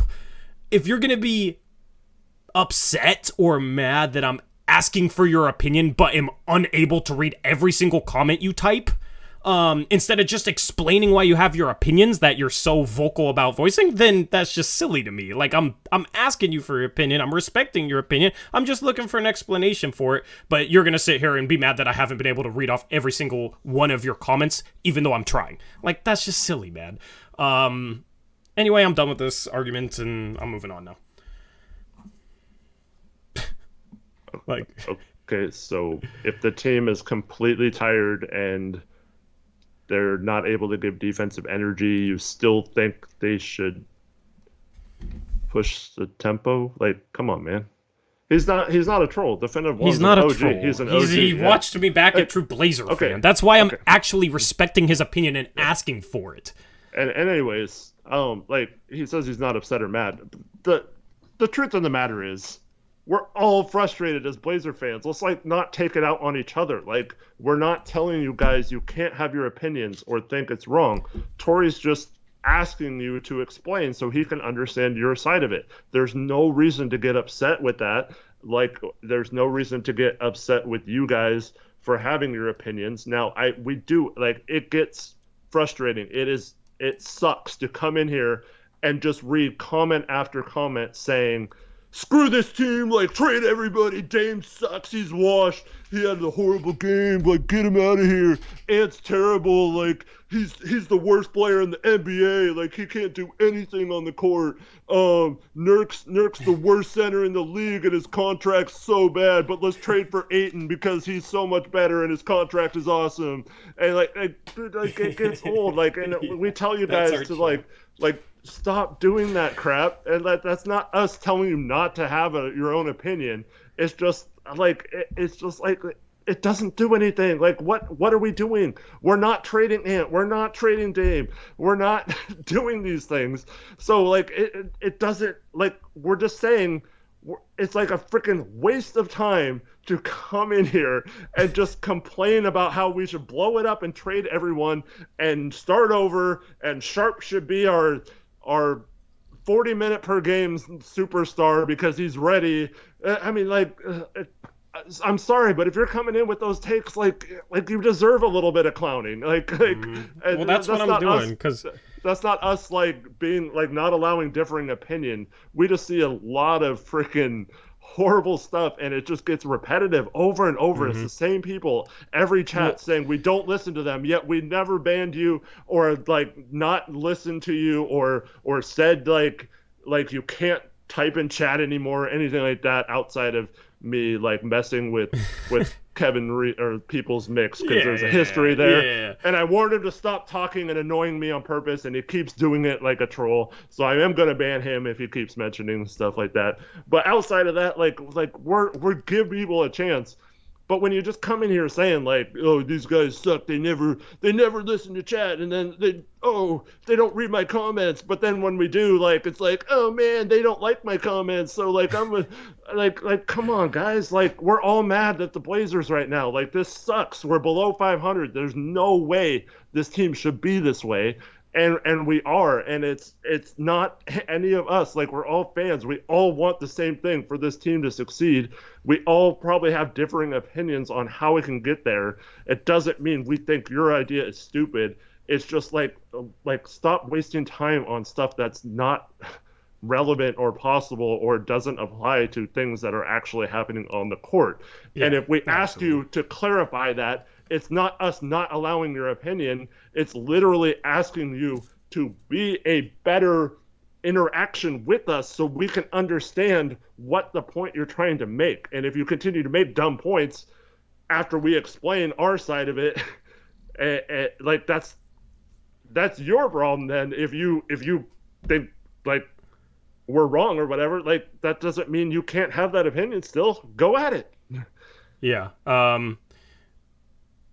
Johnny Bambi says, the question, how come numerous people on Reddit and on here say over and over again that Tori doesn't listen to people? Come on, bro, not all those people are wrong. I mean, dude, yeah, they are. I have some haters. Every platform has some haters. I'm literally sitting here because I respect Definitive One because he's asked good questions in the past on mailbags back when I collaborated with Two Blazer Fan before this channel even existed. Like, the dude, I've known of this dude for like 4 years, longer than the channel's been alive, okay? He might be the first person I ever started watching any of my content in this chat. Like, he's been here since I started doing YouTube, basically. So I respect his opinion. It's frustrating to me that it's like, I am just asking for him to explain his opinion because I'm trying to understand what he wants to do differently because I don't really know what else Chauncey could do differently, and I just want him to explain his opinion. That's the opposite of not allowing opinions or not listening to people. I'm like trying to understand his point of view. But I do that, and it's a problem because I didn't read every comment he had where he explained it in one of them, even though I've been trying to. Like, I don't know what else you want me to do differently other than outright agreeing with you because I'm trying to understand where you're coming from. I'm trying to understand where the criticism is coming from, and I'm trying to understand what people want him to do differently. I truly am. I'm trying to understand a different viewpoint. But apparently, because there's people on Reddit, they can't be wrong, and those people, those haters, say that I don't listen to people that disagree. So, yeah, that's not true. I've been asking for people to do a better job for a while now. I've been asking for people to do a better job explaining what they want Chauncey to do better, and like if they're arguing with me, I've been asking people to explain things like, what do you want to see differently?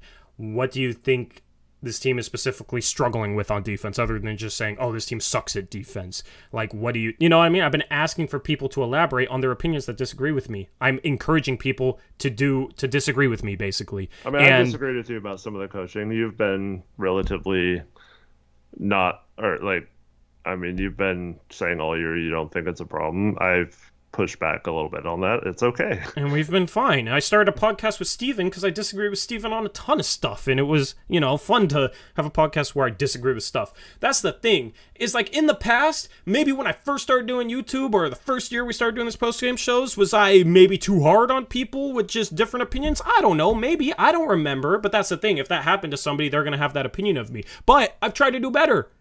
But the thing is, I still get no credit for it. All those haters will still say that no matter what, even though I'm in here begging people to explain why they disagree with me. Doesn't matter. Doesn't matter. Because those people are going to have those opinions, and then people in here are going to listen to those people on Reddit and have that opinion about me. So I've realized that I can't, no matter what I do, people are going to have that opinion. There's going to be a subset of people that have that opinion, and there's nothing I can do to control it. There's literally nothing in my power I can do better in order to get people to do that. So at this point, when people come in with ridiculous takes, I'm done trying. I'm just going to roast it. When it's somebody I respect, like Definitive One, I'm going to ask him to elaborate, and then when he doesn't, it's frustrating. Yeah, well, I have a huge problem personally with, you're trying to butter me up. All I'm saying is, I think you and Eric do a good job, and if you just allow a different opinion, this pod jumps from good to great. Okay, Johnny Bambi. This is why people such as yourself are very irritating and stuff. Like, you came in this chat tonight, just Tory sucks. He never allows an opinion. You didn't even give an opinion. You just came out straight with that. Like, that's all you did. I didn't even see that. From the jump, just being a jerk. And you've come in here several times being a jerk recently. And, like then we're going to treat you bad. Like, I'm sorry, but we're not going to be nice to you if you come in here saying a bunch of crap about us and then ask, oh, see, they don't agree with my opinions, right? Like that's BS, dude. Like have your opinions, but don't come in here every stream being a jerk and then expect us to treat you with respect and like allow you to just say whatever you want because like I mean that's like it's weird behavior, man. Like it's like we don't have a problem with anyone who has basketball takes that aren't rude as on top of those takes. And so like just like I mean, if you came in here saying I suck, that's being a jerk. So are you denying that you said that? I mean, you can give compliments now, but don't come in here and say I suck. I didn't even see it. So like I said, Johnny, man, like this is after several streams of you coming in and not saying compliments. We don't need compliments. Like, it's fine. Like, you can not like us or whatever, but like you have to realize that you've been combative every stream you've popped into, and at some point you just told Tori to be self-aware. At some point you have to be self-aware too, that when you come in combative from the jump every stream you pop into, that it's going to not turn into a pleasant interaction with you. Like, that's just facts, man. Yeah, I haven't seen it, so like I got nothing against you because I haven't seen any of this, but I take Eric's word for it. Unless you're getting framed and there's another Johnny Bambi or somebody with a very similar name that's been saying that, then then you're kind of getting screwed by that. But like, because he says I did not say you sucked. I mean, what? I don't know. I believe Eric. I just haven't seen it because I don't see everything in chat, obviously. But he has come in with the whole Tory never allows different opinion. Tory's this, Tory that, Mm-hmm. Yeah, I mean, yeah. So basically, I suck. Yeah.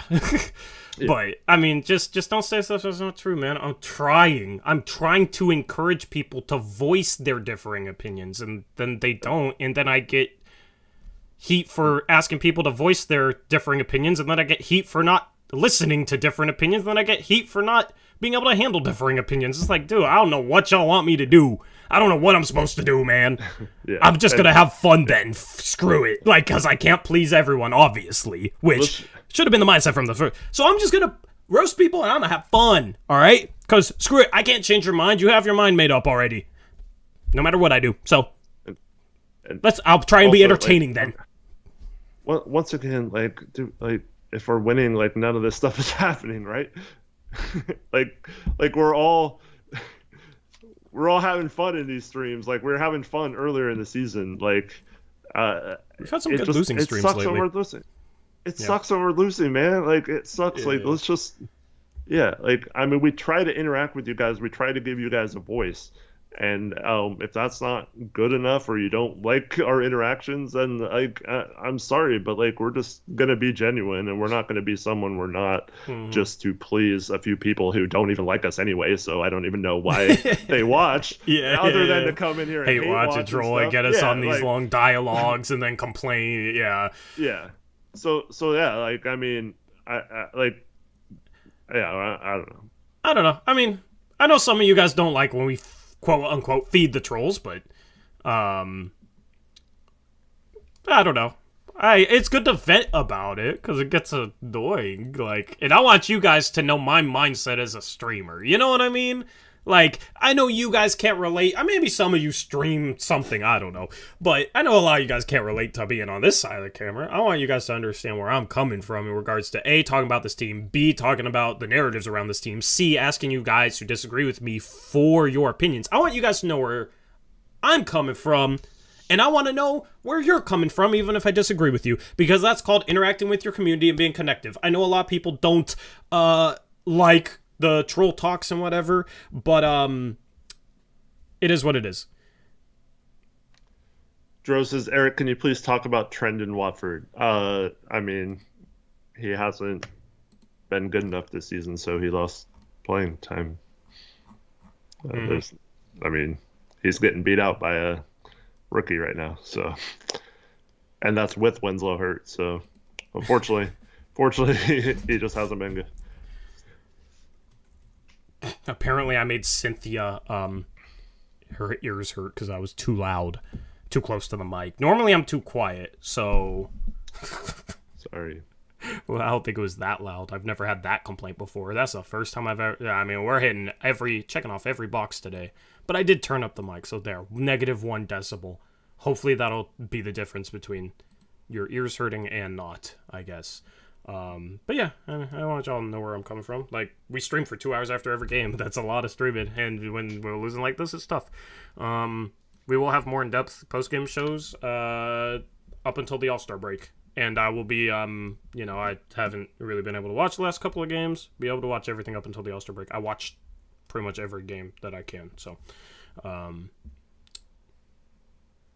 yeah. So, I don't know. We'll figure it out. But, yeah, I mean,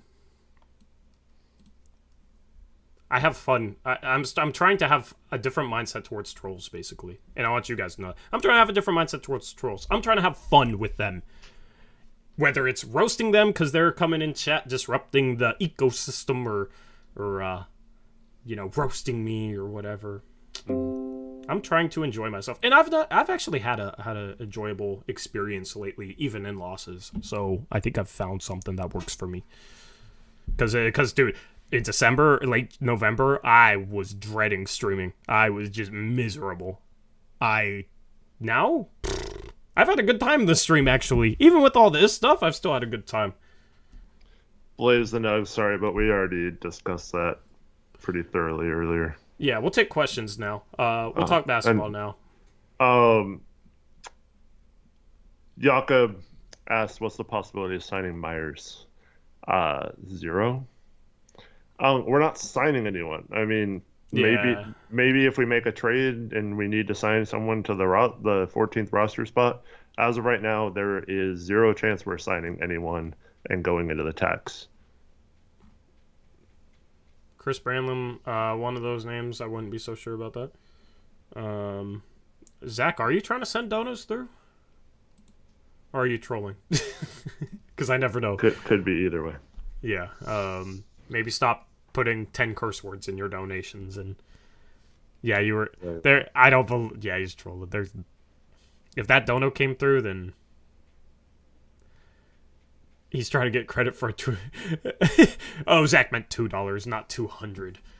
Yeah, I was gonna say you're trying to outdo Connor and the other dude. I forgot his name. Trevin's calling you out, man. He says you're trying to get credit for donations without actually spending the money.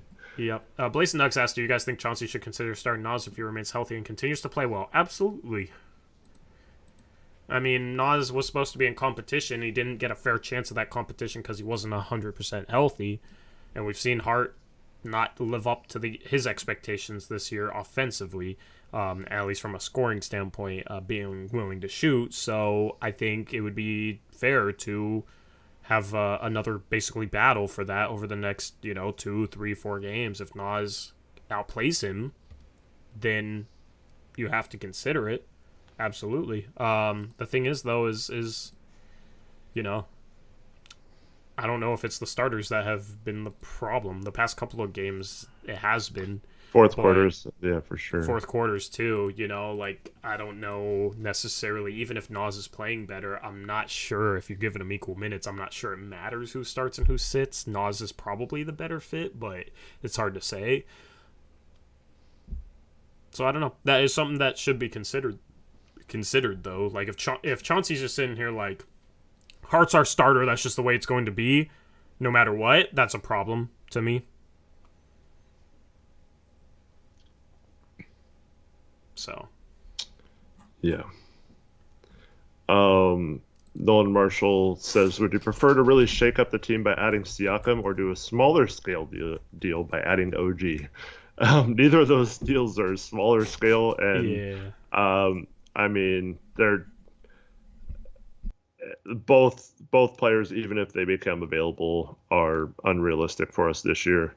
Maybe if they're still on the Raptors, or if the whatever team they're trading them to decides that they don't want them anymore in the offseason, those guys might be gettable.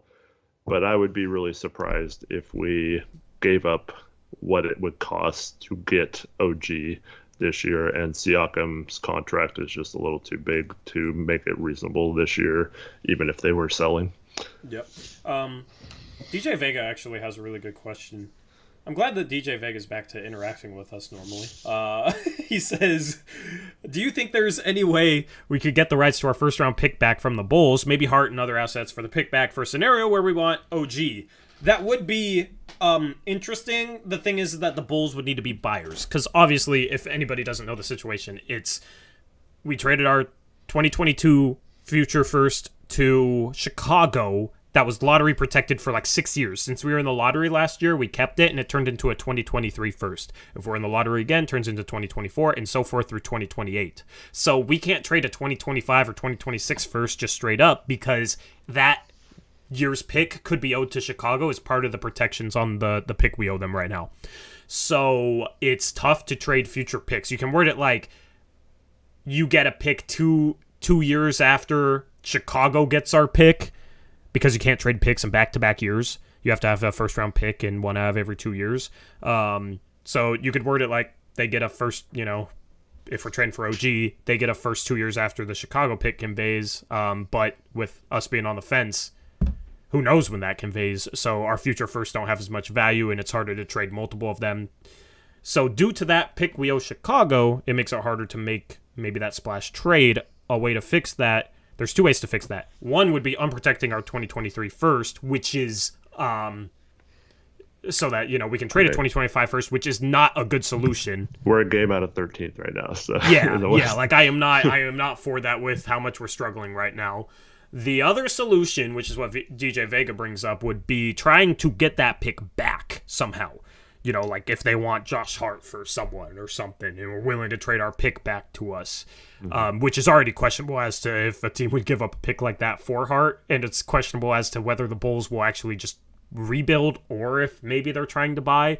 But hypothetically, if you could get our first back, then you could trade a 2023 protected first, 2025 protected first, and it can be part of the same package of protected picks to Toronto.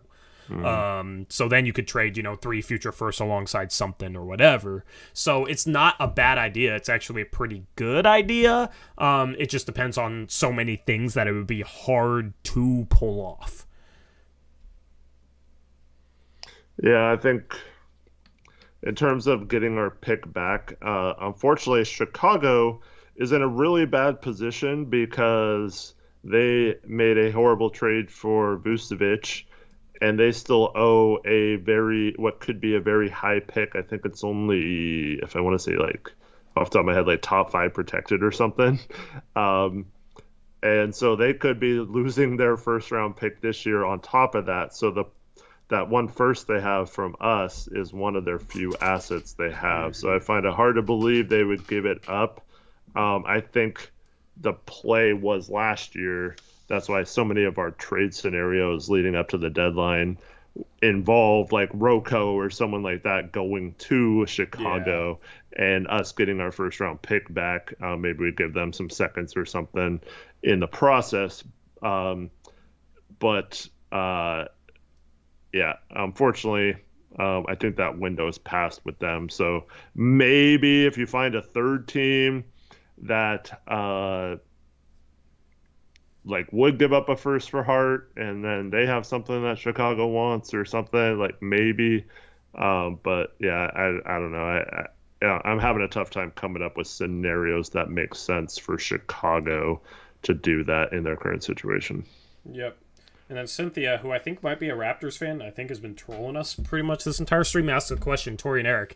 If you're not trolling, then I don't know what's going on tonight. But it says Tori Derek, would you trade Simons, Grant, and Hart and multiple picks, including unprotecting the Chicago pick, for OG Anunoby, Siakam, and Precious Achua? Would you do that? Absolutely not, because I don't think that makes us any better. You're trading 3 starters for 2.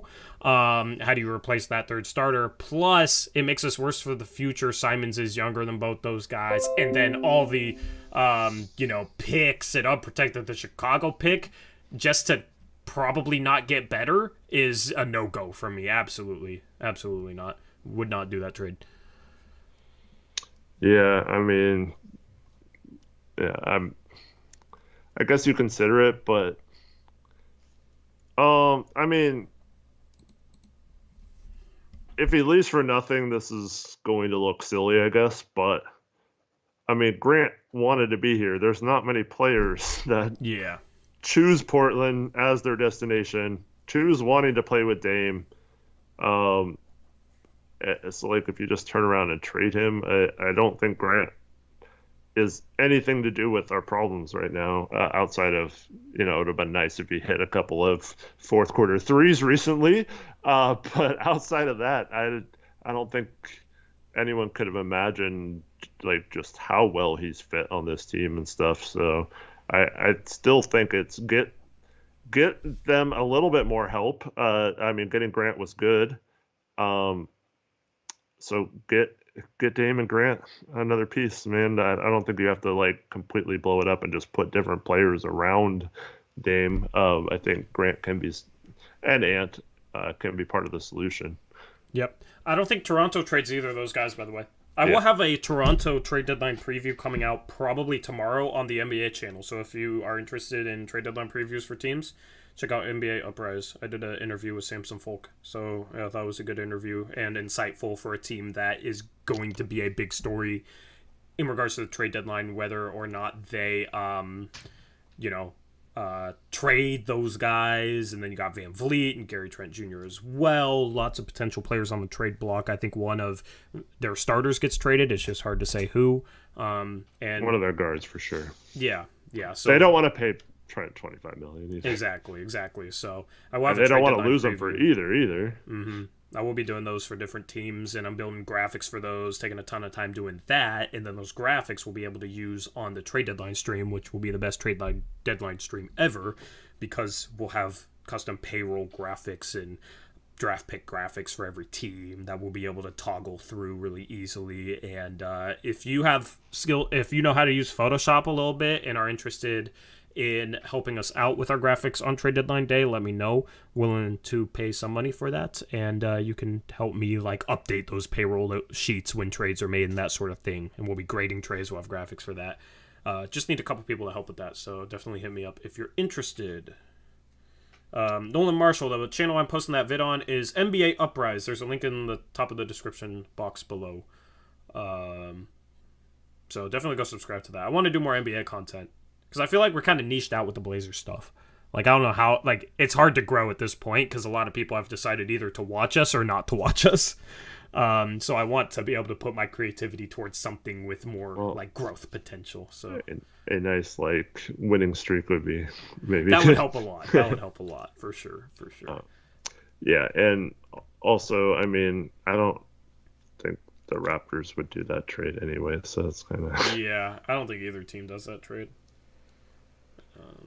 I think the Raptors keep them and reshuffle the guards and try and get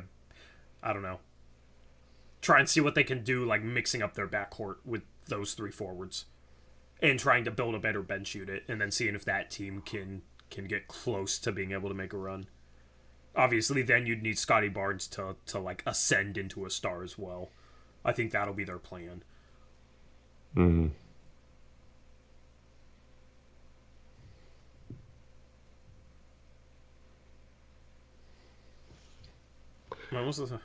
Go ahead. You're about to say something. I was just waiting for something.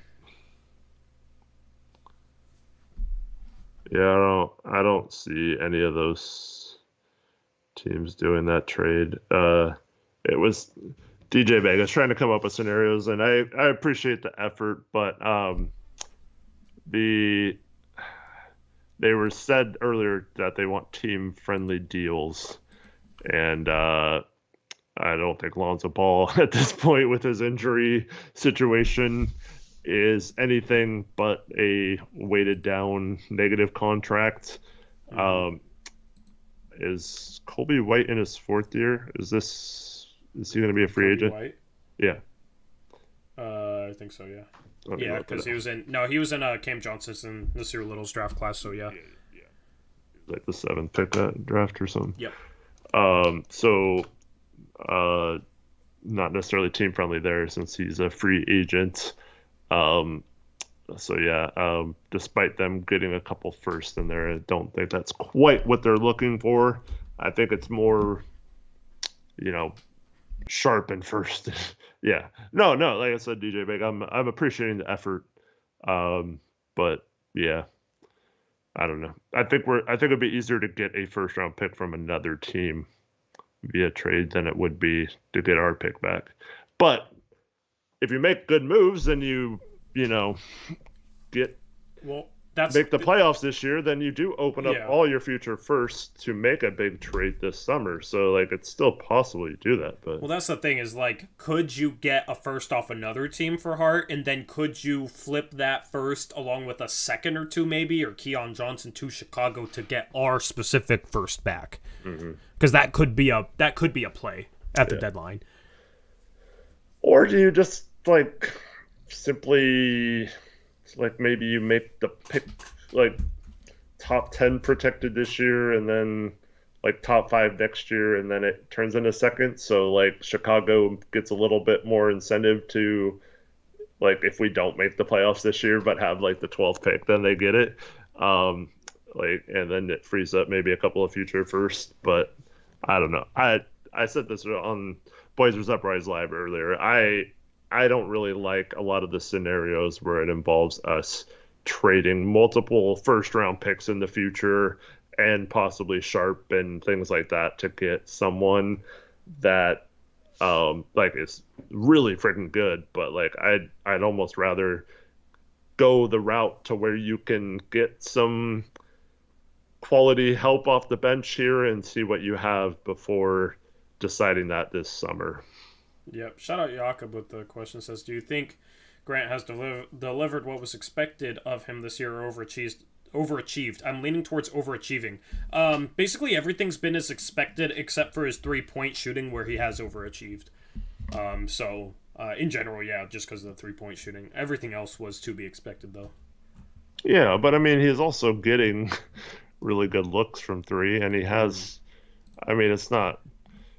There's been years where he shot 39-40% from 3, so that it is possible that going from last couple of years where he's on Detroit from very tough shots, having to create a lot, not getting a lot of times where when you have a high usage rate, you're not standing around getting open catch and shoot threes. So yeah, it's possible he's just in that role, the particular role that he's playing this year. He is a plus 40% 3-point shooter, so that's not that far off from 44-45%. Obviously, he's had some insane hot stretches. But yeah, I had stat goals for him before the season. Do you want to? Yeah, because I did. Yeah, I did player previews before the season, and I listed stat goals for each player. So you could always go back and look at those videos and see what my stat goals were. So my goal for him in efficiency wise was 50% from 2. He's at 53% from 2, so overachieving there. 36.5% from 3. He's at 42.9%, so overachieving there. And then these were per 36 because I didn't know how much he was going to play, so it was easier to just do per 36 goals. 19 points per game. He's at 21.8. 6.5 rebounds per game. I was hoping he'd take a jump in rebounding. He's at 4.3, so underachieving there. 2.5 assists. He's right at 2.5 assists. True shooting percentage, my goal for him was 58%. He's at 62%. So from a shot making standpoint, he's overachieved. Rebounding and assists, those sort of things, and defensively, I think he's been kind of on par with what I expected. Yeah, and yeah. I did have I don't see any reason. I mean, like, but we were thinking, it was going to be at least challenging for him a little bit to adjust to going back to, more of a secondary role versus while still getting whatever at shots. a higher rate, yeah. So I think he's been playing about as good as we could have hoped for. It definitely has exceeded what I thought he would bring to the team, and I definitely think he's a valuable piece moving forward. Yeah. I mean, like, I don't know if it's $40 million valuable, but yeah, I mean there's going to be what it's going to take. So I think I'm okay with overpaying him because you can't lose him. Like, if you have to pay him the max, it sucks, but well, it's better than the alternative. Like, he's good enough to justify it. We went from being kind of like, if he signs that extension, it's kind of disappointing because that's a lot of money, to now it's like, oh man, he's better than that extension. That's crazy. Because like I was hoping he would like maybe sign for $490 or something, like give us a little bit of a discount. Now that's like totally gone. Yep, absolutely. Absolutely. So,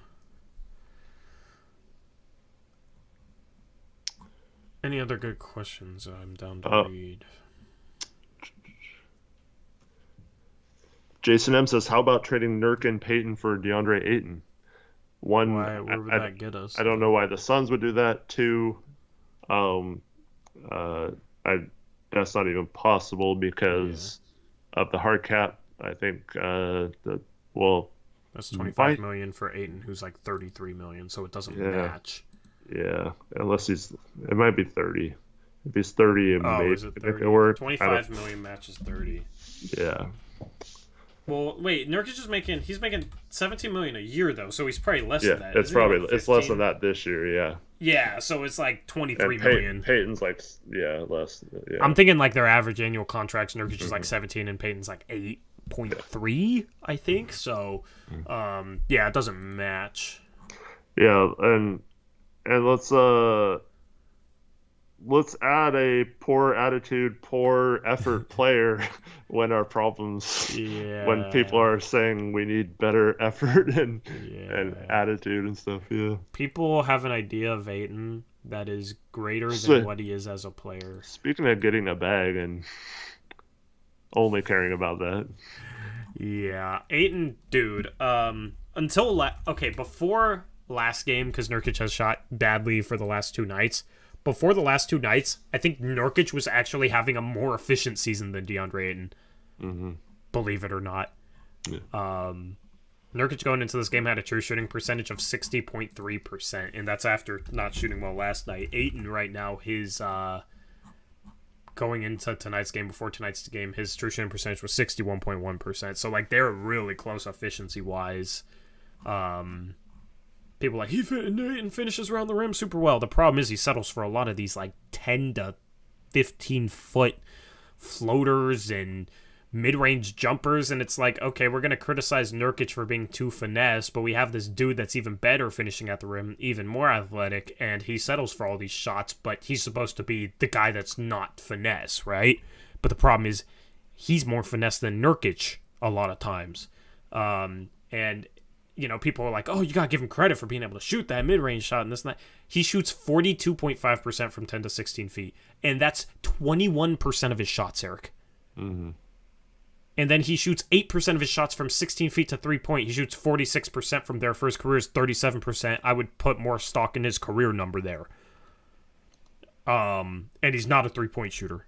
When Nurkic, he's 0 for 3 tonight, but Nurkic has shown that he can knock down threes semi-consistently. So, he's great finishing from 0 to 3 feet. The problem is he doesn't, fight through defenders to get to the rim. Like, Nurkic on a roll will, create contact, go into a defender to try and get all the way to the rim, or he'll get fouled, and sometimes he'll miss some of those shots, and people will be like, oh, look at him not finishing strong enough, shooting up this flip shot stuff. If Ayton's on a short roll and he sees a defender in front of him, he's just pulling up for, a floater mid-range shot from 10 to 16 feet that he shoots 42% on, which is inefficient. And he just settles for that. So the idea of Ayton, he's had attitude issues this year, effort issues. He doesn't rebound better than Nurkic.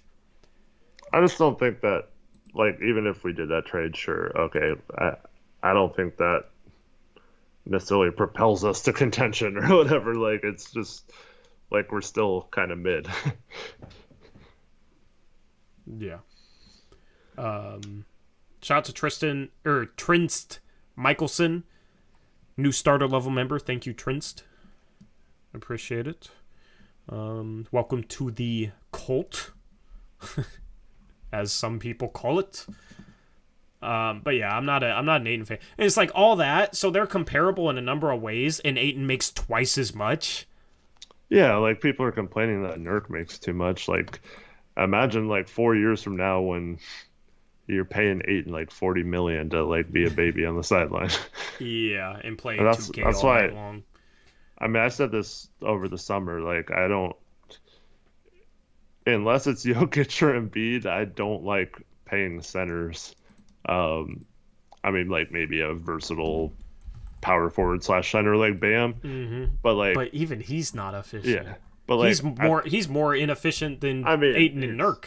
A lot of them, this year. a lot of Bam's thing is defense, though. Like, yeah, absolutely. So I don't like paying centers much more than Nurk makes. I just get a little uncomfortable there. Like the year Steven Adams, like he's a good role player, but like he's making like $27 million. Not this year because they signed him to a much lower extension in Memphis, but like the last few years he's been there, and that kind of hampered some of the teams he was on from being able to do much else because of his contract. So yeah. But like that's the thing, is like all these centers. But I don't know why game audio started playing. The problem is that all these centers have issues that people don't realize, that because they don't watch them as much as they watch Yusuf Nurkic, because obviously they're Blazer fans, and it's like they think that, you know, some of these guys are, that they can solve all the issues that Nurkic has, but a lot of them have their own issues. Some of them similar issues. Like Bam this year it has the lowest share of shots at the rim, shooting 32% of his shots from 0 to 3 feet. He is shooting 72% there. That's good. He's shooting 38% of his shots from 3 to 10 feet at 48%. He's shooting 24% of his shots from 10 to 16 feet at 46%. Those aren't like terrible efficiency numbers from that range, but they're not good. And a lot of those shots, you're not getting to the free throw line. And it's like, that's the type of stuff that people criticize Nurkic for too much. It's like Bam, I think it's shooting, Bam's shooting a lower percentage from 2 than Nurkic is this year. And it's because he takes a lot of shots from those ranges. Yes, he's more efficient around the rim, but he will settle for a 10-foot floater instead of trying to get to the rim. And I'd rather have a big man that tries to get to the rim and makes 64% of his shots there than a guy that settles for 46% mid-range shots and floaters, and then when he is around the rim, he shoots 72% because he shoots higher quality looks around the rim because he doesn't try and get there a ton. Yeah. If that makes sense. So that's the thing, is like, you can always look at like finishing percentage, be like, oh, look at this guy, he's a great finisher, I want him. But there's a lot of context that goes into it, being able to get a lot of shots around there, being willing to go at defenders to get there compared to just settling. Yeah. So. DJ Vega, why did you call him Bum Johnson? Nah, we're not going to the tax for Jay Crowder. I mean, maybe if that's like a secondary piece that we get back for trading out Hart, I can maybe see that. But he's there's some teams that'll still take a chance on him, but a lot of teams, rightfully so, are questioning his attitude as well for not. I mean, he got a contending team and he chose to not even play this year. So, I mean, if he's not playing for Phoenix, why would he play here? And then Ayton also can veto any trades this year. So if he doesn't want to play in Portland, he doesn't have to either. So,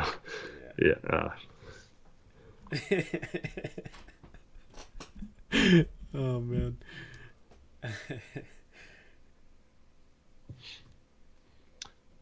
Vernon Maxwell. They didn't bench Maxey. He came back from injury and volunteered to come off the bench while he was working back into it. I didn't even Plus, know he volunteered. they have Milton played great while he was out. D'Anthony Melton's been good for them. They have guards that they don't need Maxey to be that, and also they have Harden, so it kind of makes sense. But they have like 4 good guards. I'm probably missing someone too. Like they don't need him to start or play 36 minutes. And his minutes have been down because of that. That's not a long-term solution for them. But who are you going to start over Simons? Like, we have no options there. Like, maybe if we had the kind of depth at guard they had. Yeah. Yep. I'm going to have to drop a video tomorrow called The Truth About Anthony Simons. And people are like, oh, the truth is he sucks. Torrey finally figured it out. And that's not what it's going to be. So we're starting Little over Simons now? Like, what is that? Yeah, no, that's not good. I don't know. No, that's not... You need enough spacing, shot creation in the starting lineup. Anthony Simons is a really good scorer who's in a shooting slump, and your solution to a shooting slump is to bench him. Simons already plays with the bench. You need points off the bench, but Simons already plays with the bench unit. He's staggered with the starting lineup. He gets subbed out early, comes back in with the bench unit. So he's already there. So unless you're suggesting we either cut his minutes, or if we play him the same amount of minutes and sub him in with the bench unit, he has to play 18 minutes straight to end each half. Like, there's really nothing else that works in that scenario. If you're planning on cutting his minutes, it makes this team worse. If you're planning on playing him 18 minutes to end each half in a row so that he gets to his 36 minutes a game and subs in 6 minutes into the first and third quarter with the bench unit, then he's going to be gassed at the end of halves because he'll be playing 18 minutes in a row. So how would you feasibly make the team better by doing that?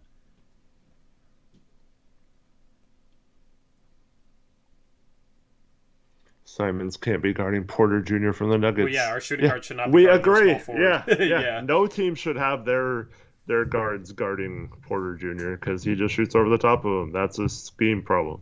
Yeah.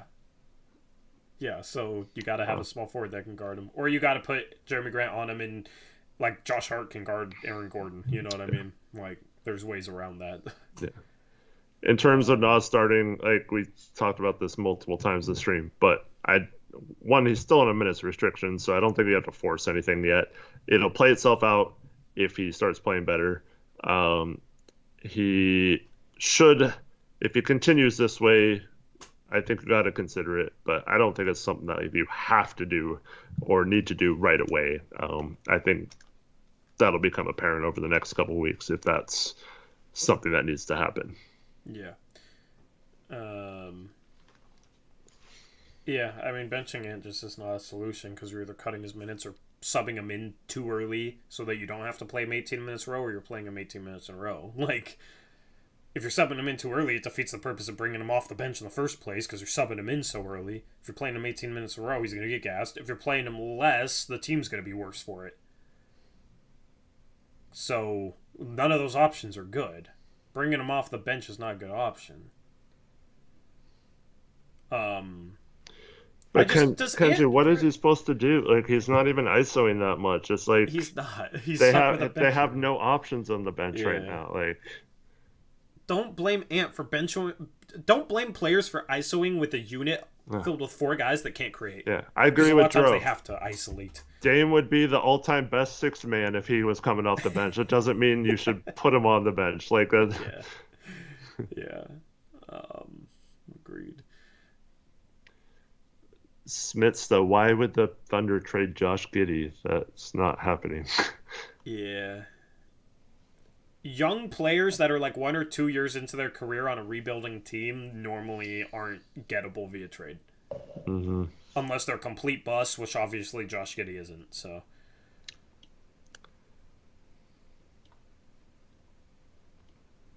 You gotta look at teams and like where they are in their team building process, and that's going to dictate what they do trade wise.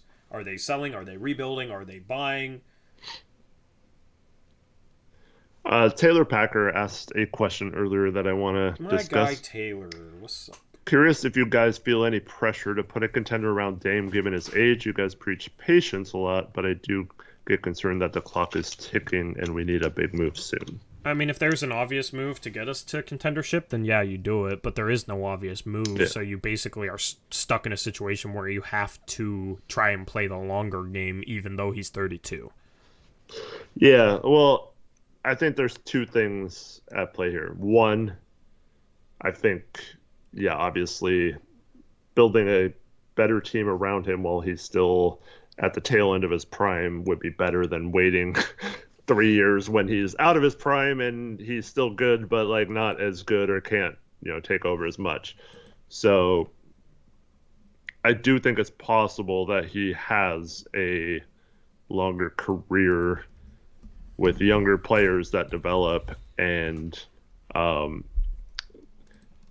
it's getting to a point where you can't kick the can down the road too much longer. But I also think, okay, this, without tanking this year, there are still in the mid to late lottery, there is like several small forwards, wings, players that would be really good fits on this team, right?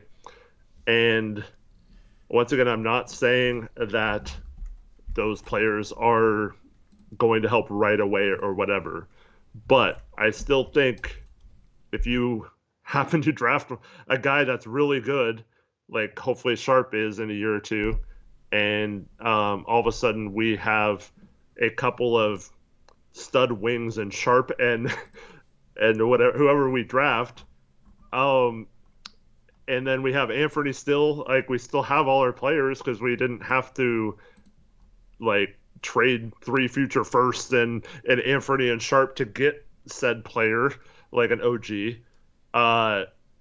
Like there are players that could absolutely, like if we had a chance to get Brandon Miller, he's the freaking lights out 3-point shooter who can, he's basically like the wing version of Jabari Smith from last year.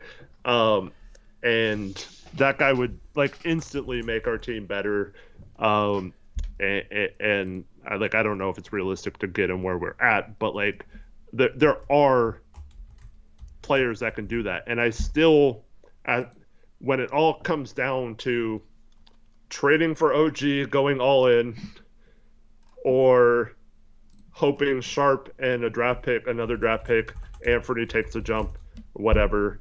They're both super unlikely outcomes that they end in a championship, but I still think having a player, finding the next Kawhi or Jimmy Butler or, like one of those guys in the draft, it is still leads to a slightly tiny bit percentage better chance of winning a championship. Look what Kawhi did to the San Antonio Spurs window. They went from looking like they were completely done and aging to almost winning back-to-back titles against, a super team in the Miami Heat. So, like, one draft pick can make the difference. And if we add Sharp or another draft pick to Sharp, I still think that's possible. That has that kind of effect, and that prolongs Dame's career to where he doesn't have to do as much, and he's more of a facilitator / leader role like Chris Paul has been at 36 years old, and people thought he was done in Houston.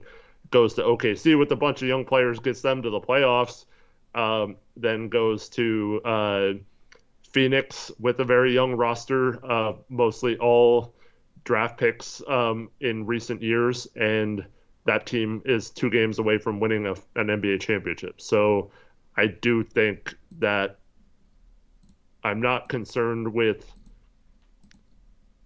doing the right thing as long as it's not continually kicking the can down the road like Olshey seemed to do. But I still think I believe in guys like Anthony and Sharp and the draft route. So I think you can play both ways still. I don't think it has to be one or the other. And I know, like I said a million times, like I overvalue draft picks sometimes, but I would much rather take a chance on a lottery pick than giving up a bunch of lottery picks for one person that I don't know if they make you a champion. So I still think you get the right coach, you get the right role players around them, you get this team a little bit of help without sacrificing some of those options. I think you can have the best of both worlds. Yep. Anyway, 2.5 hours in, about time to get off, I think, and we can take a question or two more, but about to wrap this thing up, and we'll be live again on Sunday with a post-game show. That's a late Sunday game. Thank goodness. It's a 6 p.m. start, not like 12:30, because that would have been bad. Wouldn't be doing a post-game show if that was the case. Yeah. Well, yeah. We're going to have to find a way to watch both games, but I'm going to be a little distracted. I mean, I'm not watching the Blazer game at the start of it, because the Niner game is at 3:30, so they'll be done at, like 6:30, and the Blazer game will be, like, late first. Playoff game, it'll probably be, like, 7:15.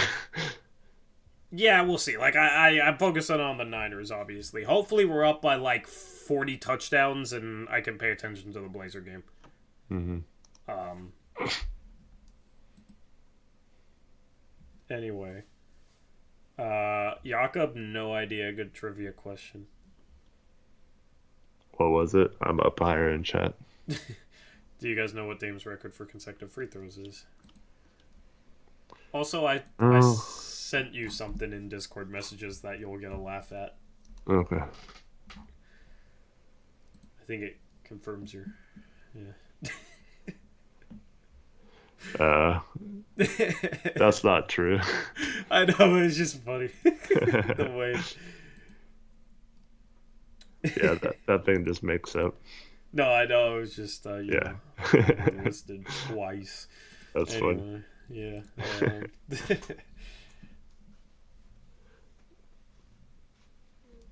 I don't know. I guess we're out of here. We got the Lakers on Sunday.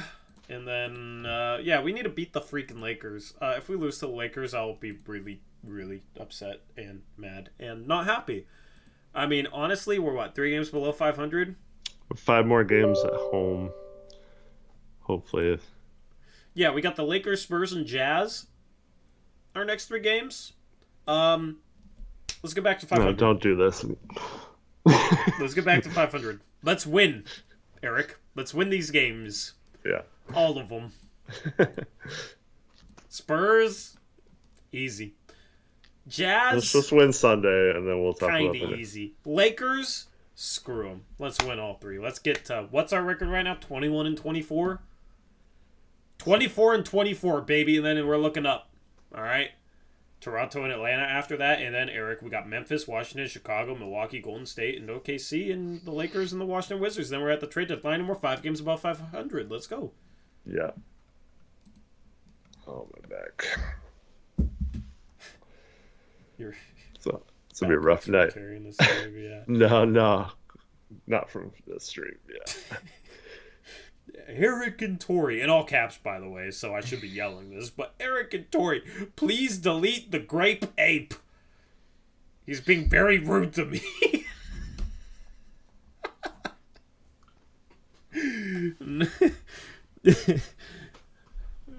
That's funny. Thanks for the laughs. I don't know what the hell is going on tonight, but Are there any doctors in chat? yeah, I think we'd. I'm speechless. Actually, Is there an organ like around the middle of your back and slightly to the right of your spine that would be bad to have bruised or? Oh, Arshad! Hit up Arshad. Arshad's probably up by now. Yeah. Well, I will. Yeah, that's your go-to guy. It hurts like internally. Oh, you might be bleeding there. I think it's a little below the. It's above the kidneys. I think the kidneys are more. Yeah, I hope it's not the spleen. That would be bad. Yeah. Don't mess with your spleen. Oh.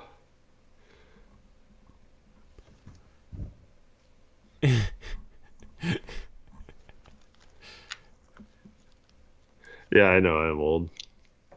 Yeah. I am physically. Yaka, man, when have I ever complained about being sore Eric or knows anything? he's old. What? I said you know you're old. Yeah, I know I'm old. Like, yeah, I play basketball and my legs hurt for like a few days. Appendix is like down further above. That's an area that Fuzzy's talking about. Chill on the grape ape. It was a joke. It's not that serious. The only way you should be offended is if it was actually true, because otherwise it's just a lie. So. Anyway. It's always fun seeing new people in chat, I guess.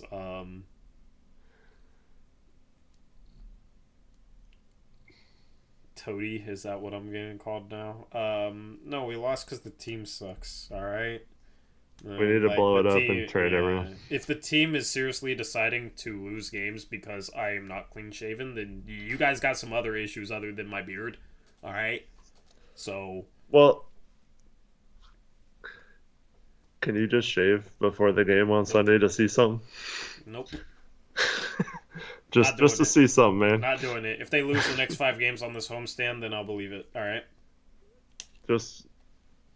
If they lose every game on the 6-game homestand, then I will believe it. All right.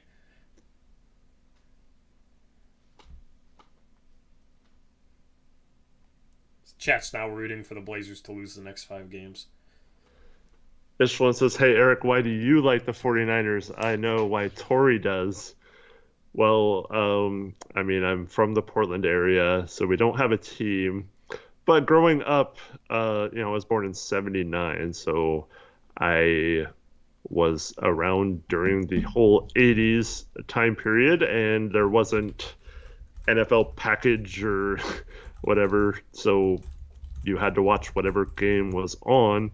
The Seahawks were in the AFC. I didn't really pay attention to them, but the Niners were freaking awesome. And Jerry Rice is my favorite athlete slash sports person of all time. And despite the fact that he wears Lakers stuff.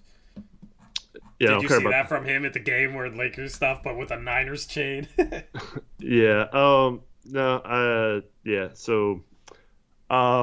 Anyways, so I grew up, watching them in the Super Bowl and winning Super Bowls and Joe Montana and Jerry Rice and that kind of stuff. So, I mean, I became a fan then. Whether that's bandwagon or not, like I was a kid, I didn't know any better. And I'm a Blazer fan and a Cincinnati Reds fan, so I can't really be bandwagon. But anyways, stuck with the team ever since, and yeah. Here we go, at the buzzer.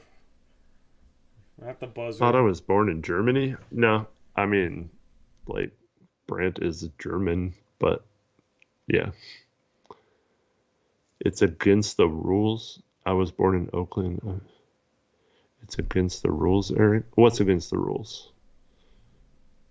I don't know whose rules we're playing by, but Ishland, I mean, it depends. If they lose this week, maybe. It'll be a battle next year, probably, unless they win a Super Bowl, then it's Purdy's job. Like,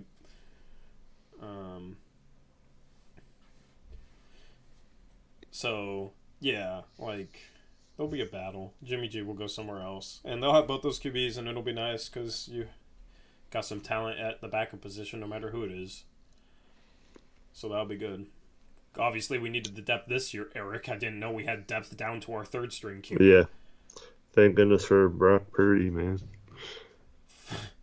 I can't say Fuzzy's full username, but says they've been watching this channel for 5 years, even though it's only existed for 3.5. That's impressive. Oh, nice. That means you're more, like, they need to have another phrase for it, because OG doesn't apply if you were here before the channel started.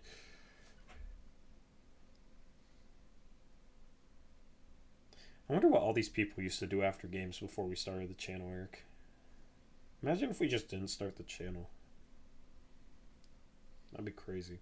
Anyway, I don't like that reality. That's the one thing. That's the one thing my ex gave me, was she motivated me to start doing YouTube. And now we're all here, so you guys can all thank my ex. So.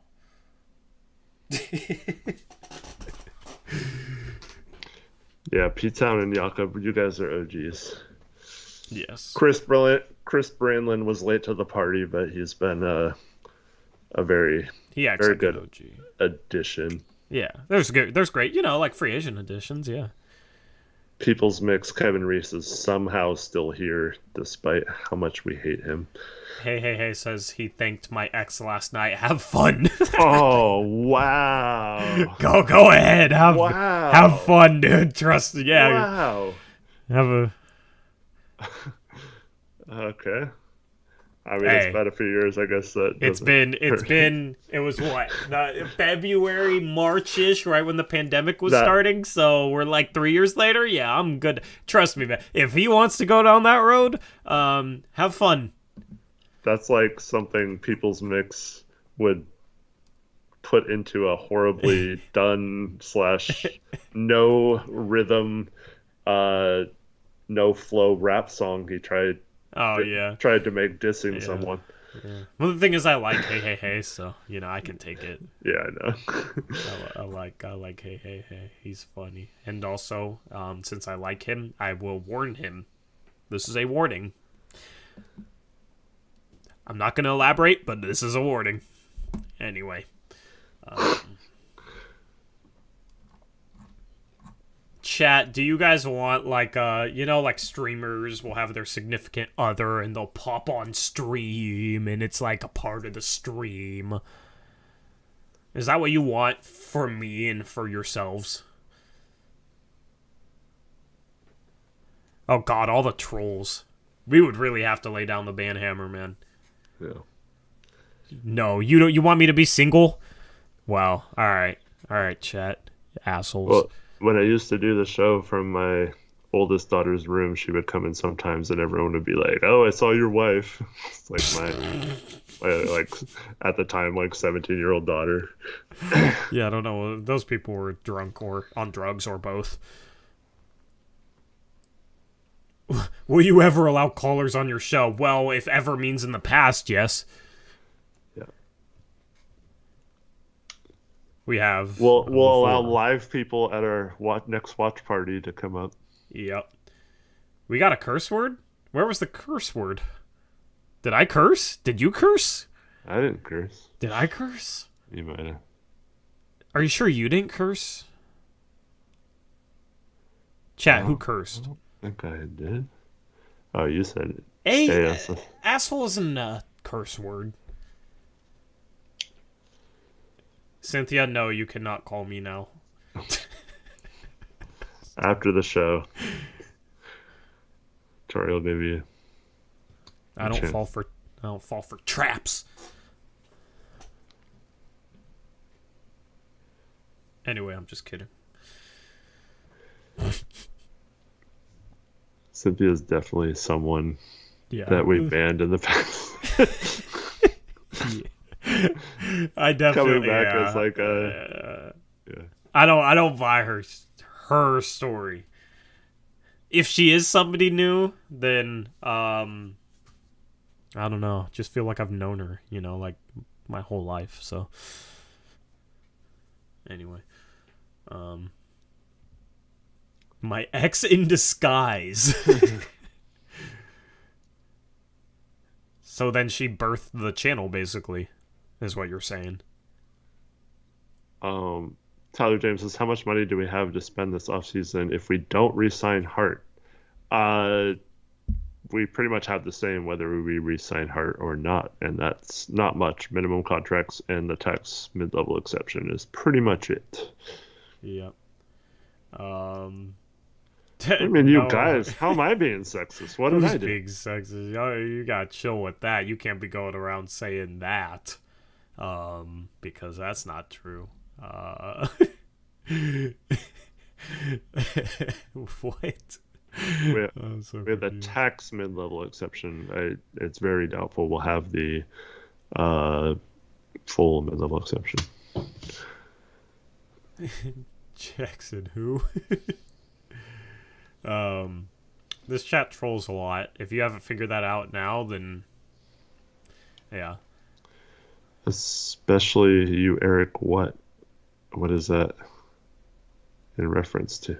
You're a piece of shit. No, I'm just kidding. Corey, jeez, man. What the heck? I don't know. I was just trying to figure out what he was saying. I didn't know what he was saying. That was just a guess. But you didn't have to say the S word. Yikes. Oh, we're 2 hours, 48 minutes in. We need to get off. I need to get, I don't know, some food. I haven't eaten today. I ate a gluten-free mini M&M cookie. Zach is going to clip that. Oh, absolutely. I knew it. When I said it, I knew it was getting clipped. Is this the latest the stream has gone? Heck no. No, you guys Not don't even know. Close. Ish. Come on, ish. I don't know if this is the longest it's gone this season. We've gone like 3 hours accidentally. I don't know. Well, I think it was an away game, so it was a little... Whatever stream I told a bunch of stories on was like 4 hours, wasn't it? Yeah. Yeah, that was even longer. That was recent. Yeah. That was like a week ago. Yeah.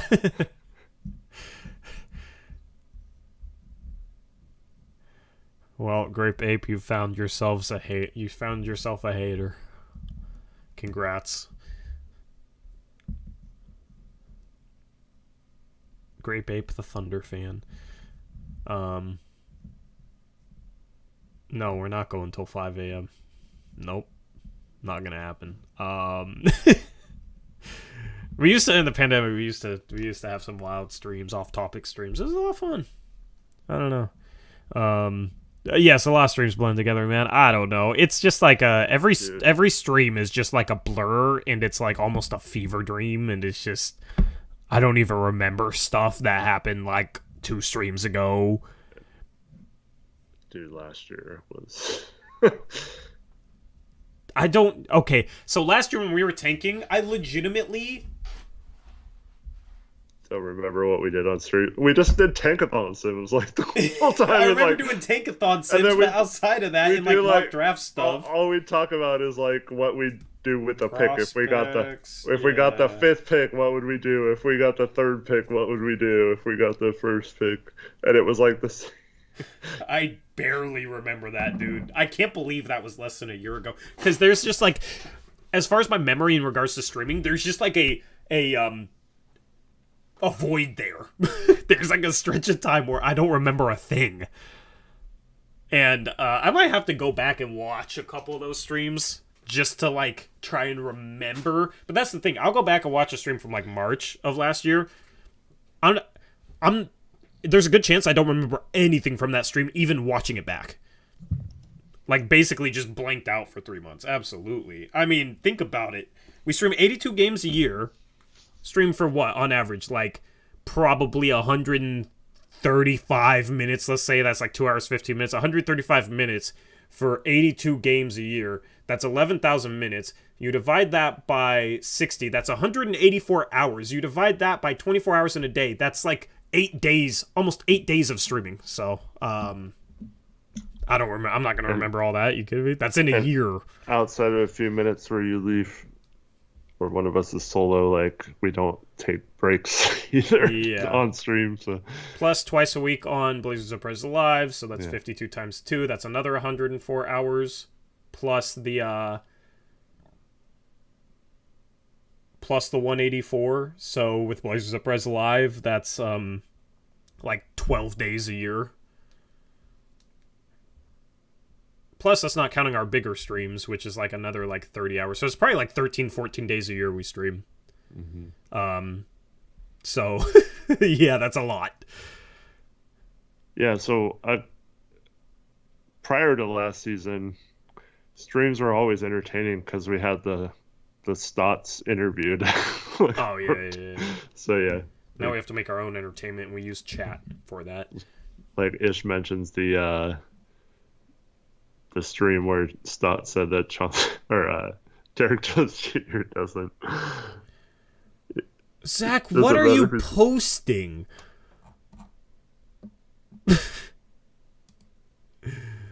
What is wrong with you? I'm opening that link. Yeah, it's just you saying something. We gotta get off. That's from this stream. Yeah. How long ago in the stream was it? It was like literally like 3 minutes ago. Why is that clipped? What is wrong with you? I said he was going to clip what you just said like 3 minutes ago when you said it. Oh, I didn't even hear you say that. I don't even remember that from 3 minutes ago. You said, yeah, it's going to.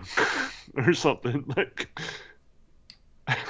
I don't even remember any of this. Okay. So I told you, I just explained it's a blur and it's like almost a fever dream. I don't remember. Yeah. I think I said something in the stream before that was super sus that Zach didn't clip. Maybe you did. Am I frozen? Is the stream lagging or is it just me? Are you frozen? My feed went off. I don't know. You're not frozen. I can freeze you. Nah, I'm cool. I just have to minimize Skype and it freezes you. What the heck? I could freeze, dude. I need to like freeze you when you're face palming or something. I reset the page or reloaded the page and it was like a. What just the as long heck? as it's not Tesla news or something. No, it was there was an ad and it looked like it was Johnny Sins. Oh, well, I don't know about that ad, but ads are good.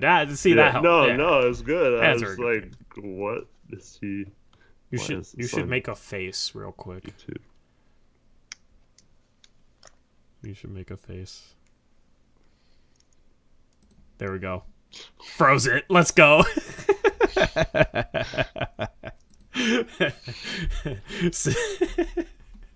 That's awesome.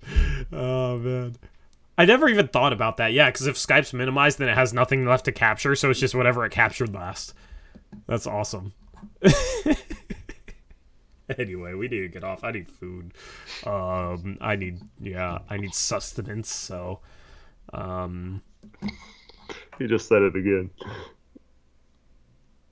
Let's get off. Who wants to get off You can't of this stream? You can't do it on purpose. I can do whatever I want. Good night, Chris. Have a good one. What do you eat at 1 a.m.? Yeah, you all need to get off. Why are you guys still watching?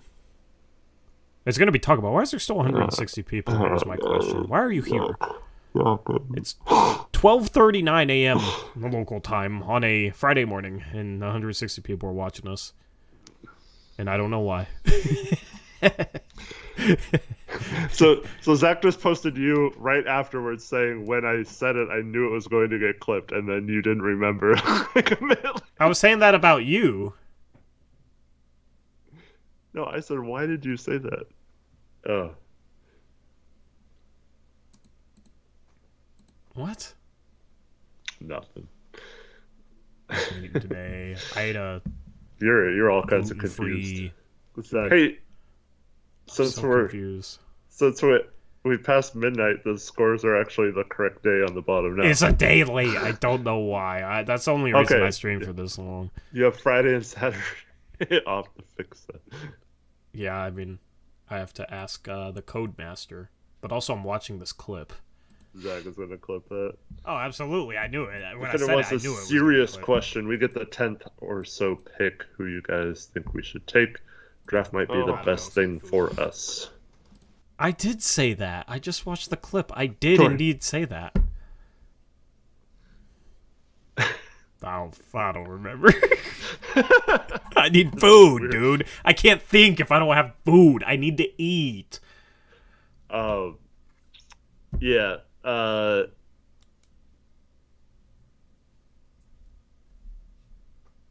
I had to drop first in PS. Entertain. As far as the 10th pick goes, I actually really like a lot of prospects. Tori, you need to start watching college basketball so we can have the same exact argument we had for like 6 hours of stream time last year. Yeah. And that's, is Chris Murray a good NBA prospect? God, dude. Oh God, yeah. Dude, Well, he's it was about good. does he have star potential? Was it was? I was like, I don't think he has star potential. That was the debate. We had that debate constantly, Yeah. and nothing I've seen has changed my opinion on that either. By the way, I mean, he's shooting like 41% from three and it's like the only thing he's doing on super 4 or well, 5 right? attempts. Yeah, he's a three. got He's good Cam defense. Johnson 2.0.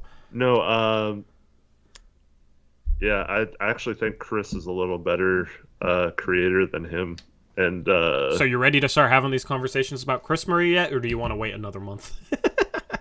oh no, I'm just saying, like, I could definitely see him rising up draft boards, but Yeah. I think the fact that Keegan's shooting so well in the NBA will lead teams to believe he translates. It's just this draft is going to be a lot deeper, so I don't think he's getting into like the top 7 or 8. Mm-hmm. So I think if we had the 10th or 11th or 12th pick, like Definitive One asked about, I think that could be someone that's a possibility. We also, Jackson says to make a Kai Soto video for the trade deadline. Randomly troll Gabe with a video. And then, I mean, I think Jet Howard would be good on our team. Like I said, Brandon Miller is freaking awesome, but he's probably going to go, top 6 or something. So I don't think it'd be realistic towards the end. And then there's a lot of like guys who have potential, but are also very raw and probably need a bit of patience. But there's like G.G. Jackson and Derek Whitehead. I mean, like, Yeah. there's going to be some of these players that are available. I still love Leonard Miller from last year. I think he's being slept on for some reason because he didn't choose to go pro. But I think he's a versatile defender that has some creation, ball handling skills as well. And he could be a huge get for someone that could possibly do some stuff right away. So, yeah. Yeah, he could. No, there's a bunch of Millers, Tyler. Leonard Miller is in the G League, but he's projected to be like a late first in most mock drafts I've seen. Brandon Miller is a lights out shooter for Alabama, and I think, outside of Scoot and Wemby, I think he's third on my big board. So I think he's awesome. And then there's Baba Miller, who just started playing. He played his second game. He should have went to Gonzaga. Should he have? Was that a choice? Yeah, that was his other choice. He was unjustly suspended for half the season, and he's kind of like John Butler, only with like handles and a little bit better mobility, but he hasn't really shown much yet. So I don't know if I would draft him if I was the Blazers. He's kind of a project. So. But yeah, there's a lot of Millers. I know you have no idea what I'm talking about. This is kind of weird because I can't even contribute. This is the least I've known about a draft at this point in the year, like in my life. I swear, dude. Like I can't even contribute. Like we can't even talk prospects because I just don't know prospects at all. Well, Brandon Miller, man, I want to say he's shooting like 47% from 3 on like a lot of attempts. Is starting to show some creation skills, is like long and athletic, and can really play a good defense. So, man, he's going to be really good. Yeah, I watched 25 seconds of highlights, and I think he's a bust. Okay, cool. yeah. Before you yell at me, I want another Keegan Murray. Grape Ape says bad at finishing at the rim is about it. But actually, over the last handful of games, he's been excellent at finishing at the rim, so maybe he's getting better, but he's a freshman. Yeah. And then this guy, G.G. Jackson, Tori, he just turned 18 in like late December. The guy who doesn't pass. like, I mean, his team sucks, so like, Yeah. I wouldn't pass either if I was, but like, yeah, he's definitely a long ways away from being like a really good player, but like the tools are all there. Yeah. Yeah. Hyperprime did a member for 14 months with a flex emoji. Thank you, Hyperprime. And then also he had a $5 dono, and there was a message on it, and now it says message retracted. So thank you, Hyperprime, for the $5 dono. No idea why it says message retracted. I don't know if that was you or it wasn't YouTube. retracted initially. Yeah, there was a message there. And now it says, shout out, I could just say, shout out Hyperprime for the $5 dono. He says message retracted. Thank you, Hyperprime. I don't know what happened to you, man. You can repost. I will read off whatever. Well, not whatever, but you know, whatever you said, because it wasn't bad. What's up, Gordon? We gotta It go. says Drew Timmy then. Yeah, people want me to. Cynthia, this is like the third time you said goodnight tonight. I guarantee you're still here. Later. People want us to still stream. If somebody wants to Venmo me $10 so I can order delivery instead of, because it's like an extra $10 for delivery, then sure. But otherwise, I'm about to make the trek to Taco Bell.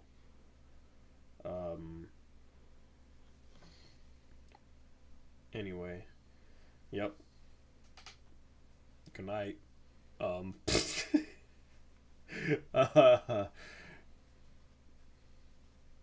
course, Jackson. Of course. Gordon, yeah, I'm about to go get some Taco Bell, because that's like the only thing that's open near me.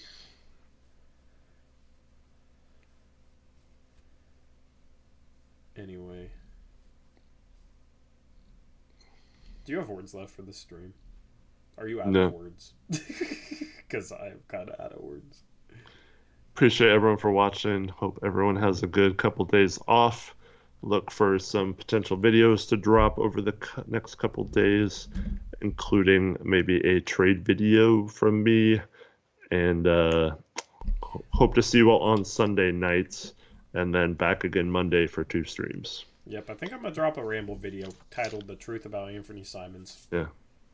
Seems pretty good. Seems smart. Ishfluent says they had a dream that Eric posted me up and went to Karl Anthony Towns. What?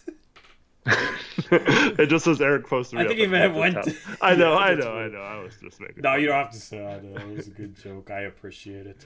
I just... You pulled off the joke so well, I didn't know if... I don't know. It's like that time of morning, I guess. So, yeah, well, that's what would happen to you, Ish, unfortunately, is, yeah, Eric would go to town on you. But... Oh, monitor the size of the bruising. I don't know if it's bruising. It hurts, like, internally, not externally. Is Gordon a doctor, too? Yeah, I think that's why he's been so infrequent to Blazer stuff over the last year or so, is because, much like Arshad, he's, yeah. Yeah, because he's a respectable community member. He's a doctor, chat. Physio. You guys should be more like Gordon. Hyperprime says, I don't know why it got retracted. I just said I wasn't here for much of the stream. This L hurt tonight, and thank you for doing these streams. And we appreciate you all hella. Appreciate you, Hyperprime. I appreciate you, Hyperprime. I hella appreciate you. All right? Yeah. As always. I need to start using that word more again. I used to use that word a lot, but, should add it back to the vocabulary. Zach wants me to turn around and show my back on camera to see if it is bruising or not. Nope. Yeah. We'll get our channel banned. GP 2 weeks. G probable to out. I don't know. I always love when I'm about to sign off and people just woke up. We're live. Oh my goodness, it's 12:50. Cynthia's still here too, of course. Yes, Cynthia, go to sleep. Yeah, dang it. Take some melatonin. Hey, it's on to me. Yeah. So. Yeah, your freaking pony tramp stamp. Yeah. Anyway. So, definitive one, I don't know, man. I can't even think about what I said 3 minutes ago, let alone under the radar prospects. Man. Drove left. Gosh. And the you shot come Gordon, back, are y'all still streaming? Why'd you leave, man? Why would you do that? Yeah, shout out Gordon, member for 19 months. All-Star member says, just upgraded myself. I don't know what you upgraded with yourself, but congratulations on upgrading whatever you upgraded with yourself. I think I upgraded to All-Star, maybe. Yeah, I didn't get a message for it, so I don't know. Well, Jakob Hauge, 20 Norwegian dollar crony, says, why didn't my dono go through? Are you mimicking Zach? Or is YouTube tripping? Your dono's right here. Hi. Thank you. Yeah, I think you might want to just keep trying though, just keep. You should try 10 and tell me how many go through, and we can figure out the failure rate. Yeah, as a percentage. Dro says now this dude has a scarf on. Nobody even said anything about it, which was strange. Maybe somebody did, and I didn't read their comment, but I don't know. Anyway, I'm getting off in 3 minutes, guaranteed, unless somebody wants to Venmo me $10. That's the way it is. I'm not paying extra for delivery unless somebody covers it for me.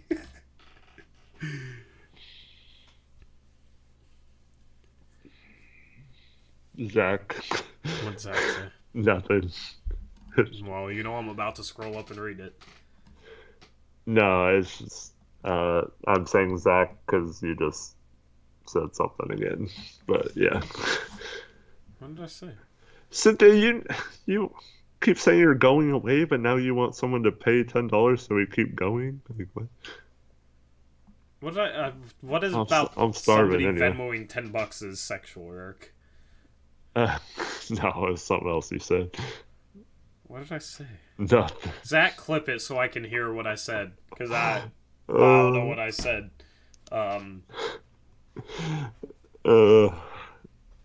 What is this stream? Just Freaking Blazers, man! It's all their fault. Yeah, we wouldn't have streamed this long if we won. This is actually what misery looks like. Me and you right now. This is what misery. This is the personification of misery. It's been 3 minutes, Tori. It's been 1. I said that at 12:52. Okay. No, I mean okay, you're running out of time though. It's been 2 minutes now. It's 12:54 now. You're running out of time. To what? I don't know. Closes at 2. You said you were doing something in 3 minutes, and now it doesn't look like. No, I said I'm gonna end the stream in 3 minutes. It's been 2 minutes. What did I say? Nothing. I'm gonna. Oh yeah.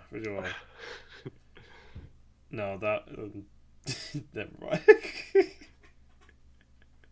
Dro says, bet nobody else can say they played one-on-one with Eric and beat him.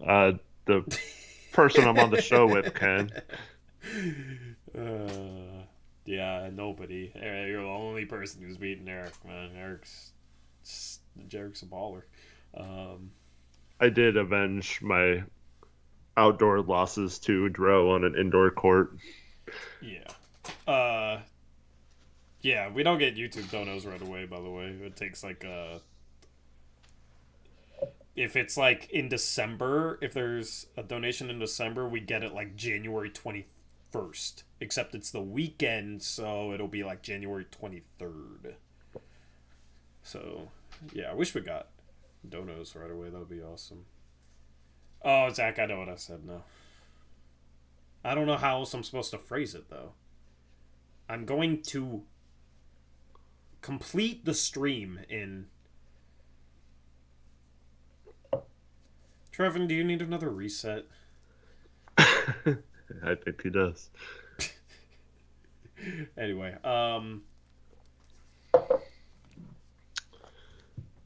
God, Who's texting? Gordon, if only that. Thank you for upgrading yourself to All-Star level member. It didn't let me know that you did it. Appreciate it, Gordon. Unfortunately, I'll see that money after Valentine's Day, but it's all good. Wish it came through now. I would DoorDash something right now. I don't want to end the stream, but just waiting until the January YouTube. Also, I've been trying to get my car fixed. I haven't been able to DoorDash much. I got 2 bent rims. That just sucks. So, I'm chill, man. All right. Anything else, Eric? Because I gotta, like, I will make myself get off now, or we'll be on forever. Okay. Yeah, let's just What? go. Nothing. You're doing it on purpose now. Doing what? I'm not. I swear, I'm not doing anything on purpose. I'm saying you. You just. Okay. Okay. Well, repeat it back to me. No, I'm not. Repeat it. Repeat it. Repeat. No, Zach's gonna clip that too. You're gonna repeat have it. Oh, you're scared of Zach's clipping? No, in like you're 3 minutes, you're going to have. You're scared of Zach clipping you? Oh, I didn't think you were scared of Zach. Well, prove it. I'm not scared of. I don't care. Like I've said plenty of stuff. Then repeat it. I don't know what I said. Help me out. Okay, you're obviously knowing what you said. I swear I don't know what I said. I probably said get off or something again. Yeah, but you said something else. I will make myself get off now. Yes, I use that phrase as in like get off the stream because my mind isn't in the gutter. Okay, yeah. All right. I didn't even know because I say that all the time. Why is it like a big deal? I said that so many times. No thanks, John. I've said that so many times. Oh, yeah. Like all of a sudden that's sus now. Dang it. I'm going to have to like relearn how to say I'm going to end a stream now.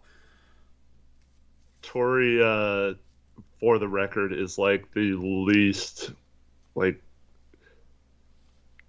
dirty joke potty mouth person I've ever met. So that's not true. What? Yeah, like you don't like a lot of those type of jokes. I don't. No, I'm fine with them. No, I know, but like in terms of like being kind of uncomfortable, whatever. But yeah. Oh yeah, I don't know. I'm trying not to take myself so seriously, and Yeah, so, for sure. That's why I like that kind of humor, because like. Yeah. You know. No one should be that upset. That's why I can no longer be scared of Zach's clippage. All right. I don't care what he clips.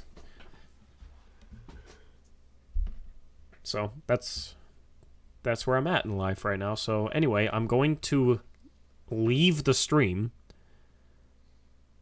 Clippage, Jakob. Clippage. CLIPPAGE. That's going to do it for the Blazers Uprise postgame show. The Blazers presented by BetOnline. Presented by BetOnline.ag. Blazers lose 105-95 to the 76ers. Play like crap at the beginning of the game. Get down big and can't really do anything about it, unfortunately. And yeah. Well, John Mullis. You tried to take over the outro, and John Mullis said no. He dropped a $10 dono, no message. Thank you, John. Unfortunately, it had to be via Venmo. Was there a message, or was it something else? But thank you for the dono. But yeah, because I don't have much at the moment. I have to DoorDash tomorrow. I don't have enough to order right now. I needed 10 for the delivery. I think it was just a donation. But was there a message, John? Or was no, I was saying I need 10 for the delivery via Venmo so I can actually order, because otherwise I can't order. He said night after that, so I don't think he was doing it for it. Yeah, now we're all confused. Great dono. That's a perfect dono. Just throws us for a loop and gets us pondering the purpose of it. Just keep streaming from your phone as you go. Yeah. I wish there was a way I could take over a stream from like a different device. Dro doesn't pay attention. I've thought about, like, when I'm driving home from games, doing, like, a short stream on the second channel or something. Yeah. Or we get you to run streams, and then I hop on Skype on my phone. Yeah. Joe, man, pay attention. Yes, I hooped today. During the game. Cynthia, I said $10 via Venmo. Silly. That was a big part of the equation there. Shout out Space K's with a $5 dono with no message. Is YouTube I don't know. tripping? I don't know if people are saying bad words in their messages or what. Now we got a Cynthia with an S, Eric. Yeah. And they type the same way. This is too much. We There have can a only be one mimicker. of you. Yeah. Yeah, there can only be one of you. There can't be two of you. There can't be two of you. That's not... No. No. You can't multiply. Oh, God. There's gonna be... Anyway, yeah, great sign-off, Eric. Thank you, Space Case, for the $5 dono. If you meant to leave a message with it and it didn't post, let me know in the next minute. Because I'm getting off... I'm leaving the stream after a minute.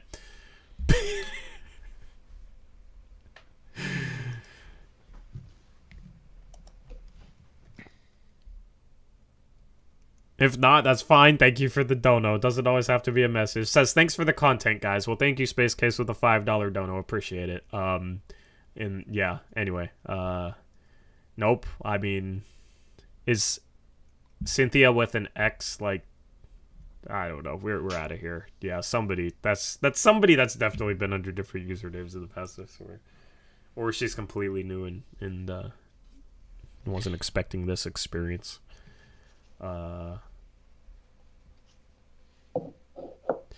Okay, well, goodbye, chat. We'll see you on Sunday. I don't have a good Friday, have a good Saturday. Go Niners, and thank you to Bet Online. And If the Lakers win on Sunday, if the Lakers win on Sunday, then I'm gonna be mad. But also, if the Niners win, then I won't really care. I'll be happy because go Niners. And Gordon, who are you calling Chad? This is not the fifth quarter with Chad doing. This is the Blazers Uprise post-game show. I guarantee you he's not live anymore. I don't know where you think you are. But, yeah, so anyway, we'll see if we can finally win a freaking game again. And see if we can get back to 500. Now it says message retracted under Space Case. I think YouTube's just tripping, Eric. So that means we need to sign off because YouTube can't handle us right now. So I'm going to leave the stream. Goodbye. Have a good night. Until whenever we catch you next. As always, peace out. Go Blazers. bye everyone.